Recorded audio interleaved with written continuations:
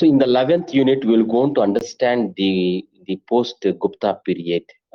ಅಂದ್ರೆ 11ನೇ ಘಟಕ ನಾವು ಗುಪ್ತರ ಪೂರ್ವೋತ್ತರ ಕಾಲವನ್ನು ಕುರಿತು ಅಧ್ಯಯನ ಮಾಡ್ತೀವಿ.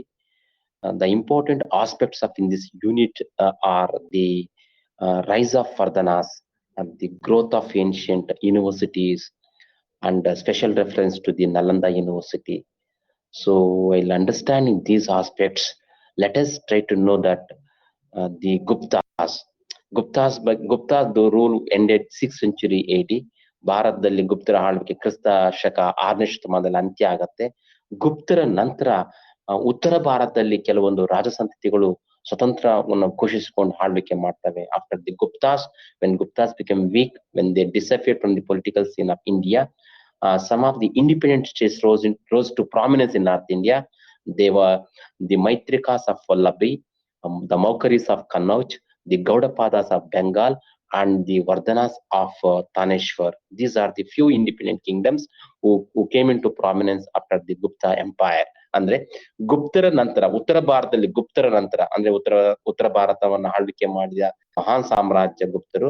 ಆ ಗುಪ್ತರ ಸಾಮ್ರಾಜ್ಯ ಪತನ ನಂತರ ಉತ್ತರ ಭಾರತದಲ್ಲಿ ಕೆಲವೊಂದು ಪ್ರಾಂತ್ಯಗಳಲ್ಲಿ ಸ್ವತಂತ್ರ ರಾಜ್ಯಗಳ ತಕ್ಕ ಸ್ಥಾಪನೆಗೊಂಡವು. ಆ ಸ್ವತಂತ್ರ ರಾಜ್ಯಗಳು ಯಾವ್ಯಾವ ಅಂತಂದ್ರೆ ಒಂದು ವಲ್ಲಭಿಯ ಮೈತ್ರಿಕರು ಅಂತಕ್ಕಂಥವ್ರು, ಅದೇ ರೀತಿಯಾಗಿ ಕನ್ನೌಜ್ನಿಂದ ಮೌಖರಿಗಳು ಅಂತಕ್ಕಂಥ ಆಳ್ವಿಕೆ ಮಾಡ್ತಾ ಇದ್ರು, ಬಂಗಾಳದಿಂದ ಗೌಡಪಾದರು ಅಂತಕ್ಕಂಥ ಆಳ್ವಿಕೆ ಮಾಡ್ತಾ ಇದ್ರು, ಹಾಗೆ ತಾನೇಶ್ವರದಿಂದ ವರ್ಧನರು ಅಂತಕ್ಕಂಥ ಆಳ್ವಿಕೆ ಮಾಡ್ತಾ ಇದ್ರು.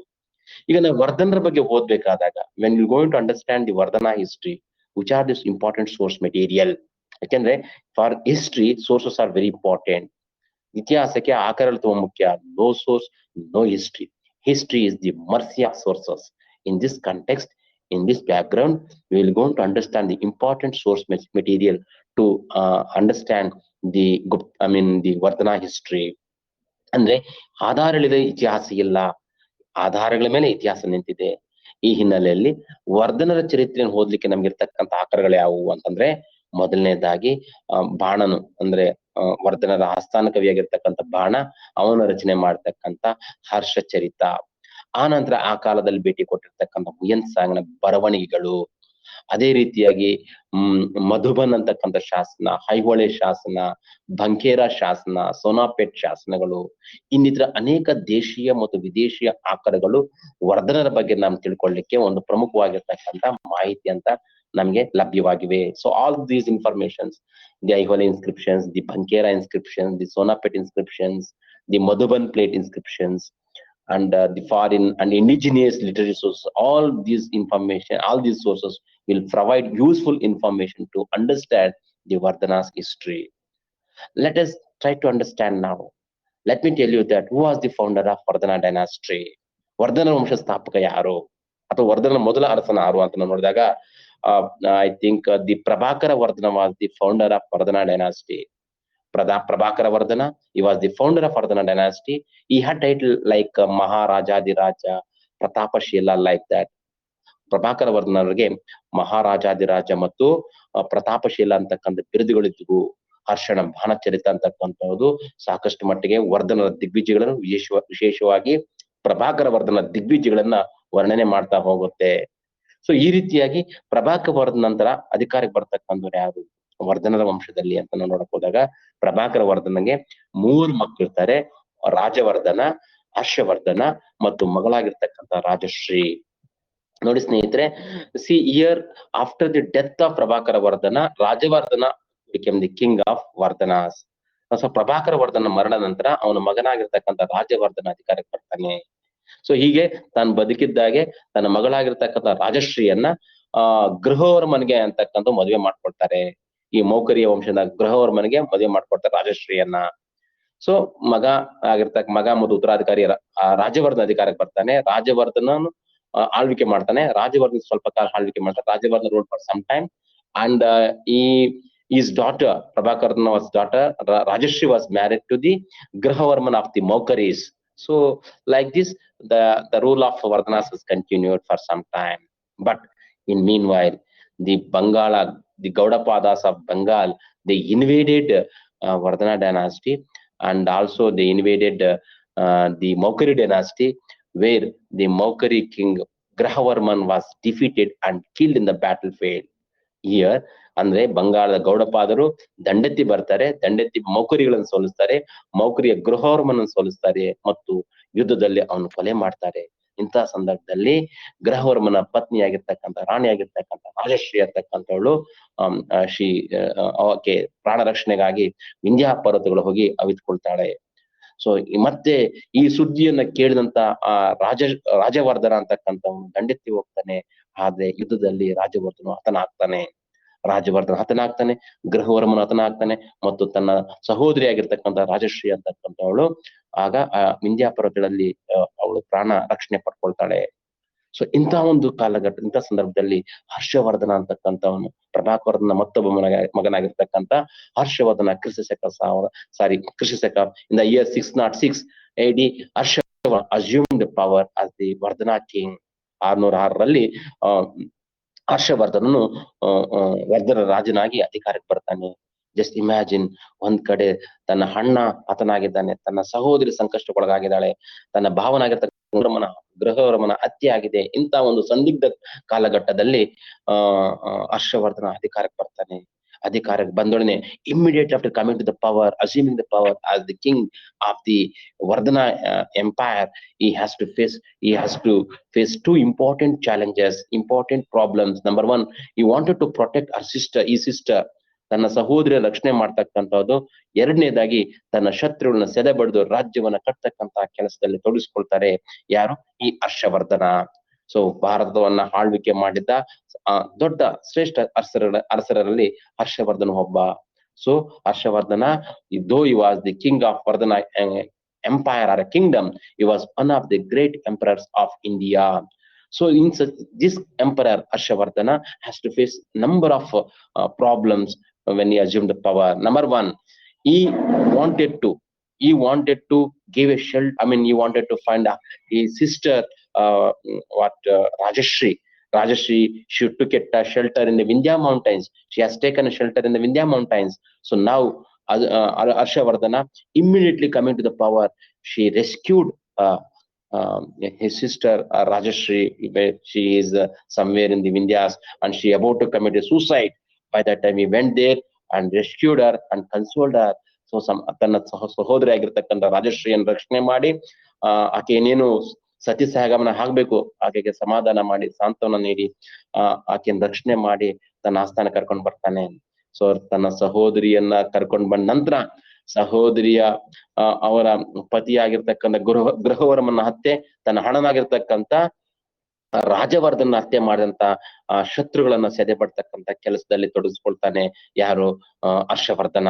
ಈ ಒಂದು ಹಿನ್ನೆಲೆಯಲ್ಲಿ ಅವನು ಬಂಗಾಳದ ಮೇಲೆ ದಂಡೆತ್ತಿ ಹೋಗ್ತಾನೆ. ಅಲ್ಲಿ ಬಂಗಾಳದ ಶಶಾಂಕನನ್ನ, ಅಂದ್ರೆ ಗೌಡ ದ್ವಾರಿಗಳಾಗಿರ್ತಕ್ಕಂಥ ಶಶಾಂಕನನ್ನ ಸೆದೆ ಬಡಿತಾನೆ ಮತ್ತು ಅವರ ಮೈತ್ರಿಕೂಟವನ್ನ ಮುರಿದು ಬಂಗಾಳ, ಒರಿಸ್ಸಾ ಅಂತಕ್ಕಂಥ ಪ್ರದೇಶಗಳನ್ನ ವಶಪಡಿಸ್ಕೊಳ್ತಾನೆ. ಈ ಸಂದರ್ಭದಲ್ಲಿ ಕನೌಜು ಅವನ ಒಂದು ಸಾಮ್ರಾಜ್ಯಕ್ಕೆ ವಿಲೀನ ಆಗತ್ತೆ. So he invaded Bengal. Bengal did a lot of harmful things to the Maukaris and the Vardhana empire. So here he invaded Bengal, defeated the Shashank, the Bangala Gaudapada king, and he captured Kannauj, Bengal and Orissa, annexed to his kingdom. So therefore, he now extended his empire also. After Bengal conquest, he invaded Malwa, in which Malwa was ruled by Devagupta. Malwa ಮೇಲೆ ದಂಡೆತ್ತಿ ಹೋಗ್ತಾನೆ. ಮಾಳ್ವವನ್ನು ಆಳ್ವಿಕೆ ಮಾಡ್ತಾರೆ ದೇವಗುಪ್ತ ಅಂತ. ಆ ದೇವಗುಪ್ತನನ್ನು ಸೋಲಿಸಿ ಮಾಳ್ವಾ ರಾಜ್ಯವನ್ನು ವಶಪಡಿಸಿಕೊಳ್ತಾನೆ. One by one after the Bengal, after Malwa, he captured all these states, ಅಂದ್ರೆ ಮಾಲ್ವಾ, ಬೆಂಗಾಲ್ ಎಲ್ಲವನ್ನು ವಶಪಡಿಸಿಕೊಂಡ ನಂತರ invaded ವಲ್ಲಭಿ, where ಧ್ರುವಸೇನ was ruling over the ವಲ್ಲಭಿ. ಈ ರೀತಿಯಾಗಿ ವಲ್ಲಭಿಯ ಮೇಲೆ ದಂಡೆತ್ತಿ ಹೋಗ್ತಾನೆ. ವಲ್ಲಭಿಯಲ್ಲಿ ಧ್ರುವಸೇನ ಅಂತಕ್ಕಂಥ ಆಳ್ವಿಕೆ ಮಾಡ್ತಾರೆ. ಧ್ರುವಸೇನ ಸೋಲಿಸುವ ಮುಖಾಂತರಾಗಿ ವಲ್ಲಭಿಯನ್ನು ಸಹ ವಶಪಡಿಸ್ಕೊಳ್ತಾನೆ. So invaded Vallabhi, defeated Dhruvasena and also annexed that Vallabhi to his kingdom, and thereby he extended his kingdom also. So after all this conquest, he became the master of entire North India. ಏನು ಉತ್ತರ ಭಾರತದಲ್ಲಿ ಬಂಗಾಳ, ಒರಿಸ್ಸಾ, ಕನ್ನೌಜ್, ಕನ್ನೌಜ್ ಇದೆಲ್ಲ ಪ್ರದೇಶಗಳನ್ನ ವಶಪಡಿಸ್ಕೊಂಡ ಮಾಳ್ವಾ, ವಲ್ಲಭಿ ಎಲ್ಲವನ್ನ ಗೆದ್ದ ನಂತರ he became the master of entire North India, became the took up a title called Uttara Pateshwara, and titles like Shiladitya and Rajaputra also. So after all this conquest ಅಂದ್ರೆ ಎಲ್ಲಾ ದಿಗ್ವಿಜಯಗಳ ನಂತರ ಉತ್ತರ ಪ್ರದೇಶ್ವರನಾಗಿರ್ತಕ್ಕಂತ ಹರ್ಷವರ್ಧನ, ಅವನಿಗೆ ರಾಜಪುತ್ರ ಅಂತಕ್ಕಂತ ಒಂದು ಬಿರುದಿರುತ್ತೆ, ಮತ್ತೆ ಶಿಲಾದಿತ್ಯ ಅಂತಕ್ಕಂಥ ಬಿರುದಾಂಕಿತ ಹೊಂದಿರತಕ್ಕಂತ Harsha has to face another great enemy in south. he moved his kingdom towards the south, where he come across the Narmada river, and thereby there was a ferocious battle between the already a king who emerged in the south, called Dakshina Pateshwara, and he was none other than Pulikeshi. Pulikeshi wanted to extend his kingdom towards north, whereas Harsha wanted to extend his kingdom towards south, and these interest clashes were took place on the river banks of river Narmada, and that was the battle called Narmada battle. And for this battle, we may get information from the Huyan Sang records. He tells that he spoke about the kind of quarrel, the kind of struggle, the war happened between these two kings. ಅಂದ್ರೆ ಆ ಒಂದು ಕಾಲಕ್ಕೆ ದಕ್ಷಿಣ ಭಾರತಕ್ಕೆ ಭೇಟಿ ಕೊಡಿದ Hiuen song ಬರವಣಿಗೆ ಹೇಳ್ತವೆ, ಹೇಗೆ ದಕ್ಷಿಣ ಭಾರತದಲ್ಲಿ ಎಲ್ಲಾ ಸಣ್ಣ ಪುಟ್ಟ ರಾಜ್ಯಗಳನ್ನ ಒಂದುಗೂಡಿಸಿ ಏಕಚಕ್ರ ದಕ್ಷಿಣ ಭಾರತದಲ್ಲಿ ಮಹಾನ್ ಸಾಮ್ರಾಜ್ಯ ಕಟ್ಟಿದಂತ ಪುಲಕೇಶಿಗೂ ಉತ್ತರ ಭಾರತದಲ್ಲಿ ಎಲ್ಲಾ ರಾಜ್ಯಗಳನ್ನು ಸಂಗ್ರಹ ಸಣ್ಣ ಪುಟ್ಟ ಪ್ರಾಂತ್ಯಗಳನ್ನ ಸೋಲಿಸಿ ರಾಜ್ಯ ಕಟ್ಟಿ ದಕ್ಷಿಣ ಪತೇಶ್ವರ, ಉತ್ತರ ಪತೇಶ್ವರ ಇವರೀರ್ವರ ಕಾಳಗ ನಡೆದದ್ದು ನರ್ಮದಾ ನದಿಯ ದಡದಲ್ಲಿ. ಈ ಇಬ್ಬರ ಒಂದು ಮಹಾನ್ ಹೋರಾಟಗಾರರ ಯುದ್ಧಗಳು ಏನ್ ನಡೀತದೋ, ಈ ಯುದ್ಧಗಳಲ್ಲಿ ದಕ್ಷಿಣದ ಕುಲಕೇಶಿಯು ಹರ್ಷನನ್ನ ಸೋಲಿಸಿ ಅವನ ಸೈನ್ಯ ಹಿಮ್ಮೆಟ್ಟಿಸಿದ.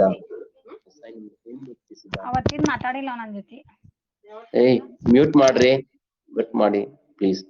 ಸೊ ದಕ್ಷಿಣದ ಪತೇಶ್ವರನಾಗಿರ್ತಕ್ಕಂತ ಪುಲಕೇಶಿಯು ಉತ್ತರದ ಪತೇಶ್ವರನ ಸೋಲಿಸಿ ಹಿಂಬೆಟ್ಟಿಸಿದ. Harsha has lost his happiness. Harsha in the battlefield. The Kannada king, the Chalukyan emperor became victorious in battle, and thereafter Narmada river became the boundary of the two kingdoms. So ಇಲ್ಲಿ ಎರಡು ರಾಜ್ಯಗಳ ಗಡಿಯಾಗಿರ್ತಕ್ಕಂಥ ನರ್ಮದೆ ಆಯ್ತು, ಹರ್ಷನ ಯುದ್ಧದಲ್ಲಿ ಹರ್ಷವನ್ನ ಕಳೆದುಕೊಂಡ ಅಂತ ನಾವು ಓದ್ತೀವಿ. ಸೊ ಇದು ಹರ್ಷನ ದಿಗ್ವಿಜಯಗಳಿಗೆ ಸಂಬಂಧಿಸಿದಂತ ಒಂದು ಮಾಹಿತಿ. These are the very important information as far as the wars and conquest and extension of empire is concerned. What is the next important topic, next important aspect while understanding the Harsha period is administration. When you come to the administration, you see in the administration, king was the supreme head. He was the fountainhead of the administration. He was head of the administration, judiciary, military, and other important field of the kingdom. So king is the fountainhead, and king cannot run the administration all alone, though he was the powerful, though he was an efficient. So he had a council of ministers, and that was called as the Mantri Parishad. ರಾಜನು ಎಷ್ಟೇ ಬಲಿಷ್ಠನಾಗಿದ್ರು, ಎಷ್ಟೇ ಸಮರ್ಥನಾಗಿದ್ರು, ಎಷ್ಟೇ ಮಹಾನ್ ವ್ಯಕ್ತಿಯಾಗಿದ್ರು ಒಬ್ಬನೇ ಆಡಳಿತ ನಡೆಸಕ್ಕಾಗಲ್ಲ. ಅವನ ಬೆಂಬಲಕ್ಕೆ ಅನೇಕ ರೀತಿಯಾಗಿರ್ತಕ್ಕಂತ ಮಂತ್ರಿಗಳಿದ್ರು. ಒಂದು ಸಚಿವ ಸಂಪುಟ ಇತ್ತು, ಅದನ್ನ ಮಂತ್ರಿ ಪರಿಷತ್ ಅಂತ ಕರಿತೀವಿ. ಆ ಮಂತ್ರಿ ಪರಿಷತ್ ಪ್ರಮುಖವಾಗಿರ್ತಕ್ಕಂಥ ಮಂತ್ರಿಗಳು ಪುರೋಹಿತ, ಸೇನಾನಿ, ಮಹಾಸಂಧಿ ವಿಗ್ರಹಿಕ ಮತ್ತು ಮಹಾಬಲಾಧಿಕಾರಿಕ ಅಂತಕ್ಕಂಥ ಅಧಿಕಾರಿಗಳು ಅರ್ಶನ ಕಾಲದಲ್ಲಿ ಪ್ರಾಶಸ್ತ್ಯವನ್ನು ಗಳಿಸಿದ್ರು. Empire was divided into so many bhuktis. Empire ಅಂತಕ್ಕ ಹಲವಾರು ಪ್ರಾಂತ್ಯಗಳನ್ನು ವಿಭಜಿಸಲಾಗಿತ್ತು. ಭೋಗಪತಿ was the head of the provincial, and these bhuktis was comprised of so many vishyas, and Vishya was headed by the Viti, and the Vishya was comprised by so many villages, and the head of the village was Gramika.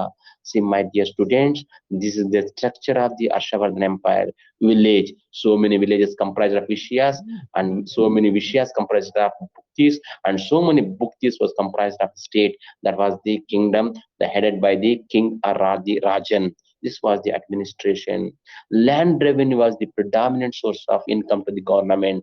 ಭೂಕಂದಾಯವೇ ರಾಜ್ಯಕ್ಕೆ ಬರ್ತಕ್ಕಂತ ಪ್ರಧಾನವಾದಂತ ಒಂದು ಆದಾಯ ಆಗಿತ್ತು. ಅಂದ್ರೆ ತೆರಿಗೆ, ಈ ಸರ್ಕಾರಕ್ಕೆ ಏನ್ ಆದಾಯ ಬರ್ತಾ ಇತ್ತು, ವ್ಯಾಪಾರ ವಾಣಿಜ್ಯ ಇತರ ಚಟುವಟಿಕೆಗಳಿಂದ ಬರ್ತಾ ಇತ್ತು. ಸರ್ಕಾರಕ್ಕೆ ಬರ್ತಕ್ಕಂಥ ಪ್ರಧಾನವಾದ ಒಂದು ಆದಾಯ ಭೂಕಂದಾಯ. ಒಟ್ಟು ಉತ್ಪಾದನೆಯಲ್ಲಿ 1/6 ಭಾಗದಷ್ಟು ತೆರಿಗೆಯನ್ನ ಕೃಷಿಕರು ಕೊಡಬೇಕಾಗಿತ್ತು. ಇದರಿಂದ ಸರ್ಕಾರ ನಡೀತಾ ಇತ್ತು ಅಂತಕ್ಕಂಥದ್ದು. ಇದಿಷ್ಟು ಆಡಳಿತ ಮತ್ತು ಅವನ ಕಾಲದಲ್ಲಂತ ಆರ್ಥಿಕ ಮತ್ತು ಇನ್ನಿತರ ಒಂದು ಚಟುವಟಿಕೆಗಳು. ಸೊ ನೆಕ್ಸ್ಟ್ ಇಂಪಾರ್ಟೆಂಟ್ ನಾವೇನ್ ನೋಡ್ಬೇಕಾಗತ್ತಂತಂದ್ರೆ ಅರ್ಶನ ಕಾಲದಲ್ಲಿ ಧಾರ್ಮಿಕ ಸಭೆಗಳು ಅಂತ ಇಂಪಾರ್ಟೆಂಟ್ ಒಂದು ಭಾಗ. The religious Catholicity of Harshavardhana, which are the important religious meetings which he held in his tenure ಅಂತಂದಾಗ Harsha, you see the Harsha was a follower of Buddhism. ಅವನು ಹರ್ಷನು ಬೌದ್ಧ ಅನುಯಾಯಿ ಆಗಿದ್ದ. ಸೊ ಅಶೋಕ, ಕನಿಷ್ಕ, ಹರ್ಷ ಅಂತ ಇಂಥ ಶ್ರೇಷ್ಠ ಚಕ್ರಗಳ ಒಂದು ಪ್ರೋತ್ಸಾಹ ಪಟ್ಟು ಯಾವುದು ಬೌದ್ಧ ಧರ್ಮ ಅಂತಕ್ಕಂಥ ಈ ಹೀನಯಾನ ಮಹಾ ಎಲ್ಲಾ ಪಂಥಗಳಿಗೂ ಪೋಷಕನಾಗಿ ನಾವು ಕಾಣ್ತೀವಿ ಹರ್ಷವರ್ಧನ ಅಂತ. ವಿಶೇಷವಾಗಿ ಮಹಾಯಾನ ಹೆಚ್ಚು ಪ್ರಾಶಸ್ತ್ಯವನ್ನು ಗಳಿಸ್ತಾ ಹೋಗುತ್ತೆ ಹರ್ಷನ ಕಾಲದಲ್ಲಿ. ಸೊ ಹೇಗೆ ಉಪಗುಪ್ತನ ಮುಖಾಂತರವಾಗಿ ಹರ್ಷನ್ ಬೌದ್ಧ ಮತಾಂತರಕ್ಕೆ ಒಳಪಟ್ನೋ, ಹಾಗೆ ದೇವಕ ಮಿತ್ರ ಅಂತಕ್ಕಂಥ ಒಬ್ಬ ಬೌದ್ಧ ಸನ್ಯಾಸಿಯೊಂದಿಗೆ ಹರ್ಷನು ಬೌದ್ಧ ಧರ್ಮವನ್ನು ಸ್ವೀಕಾರ ಮಾಡ್ತಾ ಹೋಗ್ತಾನೆ. ಸೊ ಹರ್ಷನ ಕಾಲದಲ್ಲಿ ಒಂದು ರಾಜಧರ್ಮವಾಗಿ ಬೌದ್ಧ ಧರ್ಮವನ್ನು ನಾವು ಕಾಣ್ತಾ ಹೋಗ್ತೀವಿ. ಇಂತಹ ಸಂದರ್ಭದಲ್ಲಿ 640 in the year 643 AD, Harsha conveyed and he organized a Kanauj religious assembly. It's about 643 AD. Harsha organized, ಹರ್ಷನ ಒಂದು ಬೌದ್ಧ ಧರ್ಮದ ಒಂದು ಪ್ರೋತ್ಸಾಹದಲ್ಲಿ Harsha was a great patron of Buddhism. In order to propagate, in order to promote state religion, he convened a meeting at Kanauj in the year 643 AD. That was called as the Kanauj Assembly, where he invited different sects of the people, like even he invited 3000 Brahmins, Jainas, Hindus, and etc. ಎಲ್ಲರನ್ನೂ ಆಮಂತ್ರಿಸ್ತಾನೆ. And one of the important person who participated in that conference and in that assembly was Huyen Tsang. This Huyen Tsang was Chinese pilgrimage. He came to India in order to study the Buddhist in theology. ಬೌದ್ಧದ ಧಾರ್ಮಿಕ ದರ್ಶನಗಳನ್ನು ಓದಲು ಭಾರತಕ್ಕೆ ಬಂದಿರತಕ್ಕಂತ ಈ ಚೀನಾದ ಪ್ರವಾಸಿಗ Hiuen ಸ್ಯಾಂಗ್. ಈ Hiuen ಸ್ಯಾಂಗ್ ಅಂತಕ್ಕಂಥವನು ಏನು ಆ ಒಂದು ಬೌದ್ಧ ಸಮ್ಮೇಳನದಲ್ಲಿ, ಕನೌಜ್ ಬೌದ್ಧ ಸಮ್ಮೇಳನದಲ್ಲಿ ಭಾಗವಹಿಸ್ತಾನೆ. ದೊಡ್ಡ ಕಾರ್ಯಕ್ರಮ ಹಮ್ಮಿಕೊಳ್ತಾರೆ. ಕಾರ್ಯಕ್ರಮದಲ್ಲಿ ಬುದ್ಧನ ಮೂರ್ತಿಯನ್ನ, ಸುಮಾರು 3 ಅಡಿಯ ಚಿನ್ನದ ಮೂರ್ತಿಯನ್ನ, ಏನು ಬುದ್ಧನ ಮೂರ್ತಿಯನ್ನ ಒಂದು ಮೆರವಣಿಗೆ ಹೊಡ್ತಕ್ಕಂಥದ್ದು. ಇಲ್ಲಿ ಏನು ಹರ್ಷನೆ ಸ್ವತಃ ಇಂದ್ರನ ರೀತಿಯಲ್ಲಿ ವೇಷವನ್ನ ಧರಿಸಿ ಮೆರವಣಿಗೆ ಹೊರಟು ಎಲ್ಲಾ ಅನೇಕ ಧಾರ್ಮಿಕ ವಿಧಿವಿಧಾನಗಳಲ್ಲಿ ಭಾಗವಹಿಸಿ ಒಂದು ವಿಜೃಂಭಣೆಯಿಂದ ಒಂದು ಕಾರ್ಯಕ್ರಮ ನಡೀತಾ ಹೋಗುತ್ತೆ. ಆದ್ರೆ ಕಾರ್ಯಕ್ರಮದ ಮಧ್ಯದಲ್ಲಿ ಹರ್ಷನು ಬೌದ್ಧ ಧರ್ಮಕ್ಕೂ ಕೊಟ್ಟಂತ ಪ್ರೋತ್ಸಾಹದಿಂದ Harsha was favored much on Buddhist and Buddhist people. It was this attitude was not tolerated by the 3000 Brahmins who rebelled against the Harsha, and finally they were caught and they were punished. But in this way the Kanauj assembly was ended. After this assembly, Harsha organized another assembly, that was the Prayaga assembly. It was conducted nearly 75 days. ಸುಮಾರು 75 ದಿನಗಳ ಕಾಲ ಪ್ರಯಾಗ ಅಂತಕ್ಕಂಥ ಒಂದು conference ಅನ್ನ ಅವನು ಹಮ್ಮಿಕೊಳ್ತಾನೆ. ಈ ಸಂದರ್ಭದಲ್ಲಿ ಬೌದ್ಧ ಬಿಕ್ಕುಗಳಿಗೂ, ಸಂತರಿಗೂ, ಎಲ್ಲಾ ಧರ್ಮದವರಿಗೂ ಅನೇಕ ದಾನ ಧರ್ಮಗಳನ್ನ ಮಾಡ್ತಾ ಹೋಗ್ತಾನೆ. ಈ ದಾನ ಧರ್ಮಗಳನ್ನು ಮಾಡಿ ಮಾಡಿ ಮಾಡಿ ಕೊನೆಗೊಮ್ಮೆ ಇವನು ತನ್ನಲ್ಲಿರ್ತಕ್ಕಂಥ ಸಂಪತ್ತೆಲ್ಲ ಖಾಲಿಯಾಗುತ್ತೆ. ಆ ನಂತರ ತನ್ನ ದೈನಂದಿನ ಬದುಕಿನ ನಿರ್ವಹಣೆಗಾಗಿ ತನ್ನ ಸಹೋದರಿಯ ರಾಜಶ್ರೀ ಅಂತಕ್ಕಂಥವಳು ಆಕೆಯ ಕೊಟ್ಟಂತ ಹಣದಿಂದ ನಿರ್ವಹಣೆ ಮಾಡದಂತ ಕೆಲವೊಂದು ಚಾರಿತ್ರಿಕ ದಾಖಲೆಗಳು ಹೇಳ್ತಾ ಹೋಗುತ್ತೆ. ಇದು ಹರ್ಷನು ಧಾರ್ಮಿಕ ಚಟುವಟಿಕೆಗಳು, ರಾಜ್ಯದ ಅಭಿವೃದ್ಧಿಗೆ ಅವನು ಕೈಗೊಂಡಂತಕ್ಕಂಥ ಪ್ರಮುಖವಾದಂತಹ ವಿಚಾರಗಳು. ಸೊ ಇಷ್ಟೆಲ್ಲ ಆದ ನಂತರ ನಾವು ಒಂದು ಮಹತ್ವದ ಒಂದು ಭಾಗವನ್ನು ಕುರಿತು ಅಧ್ಯಯನ ಮಾಡ್ತೀವಿ. Another important aspect of the Harsha period was the growth of the Nalanda University. As I told in my previous discussions, Nalanda University was founded by the Guptas, particularly Kumaragupta or Chakraditya Gupta, and it came into prominence, became the international fame, international reputation.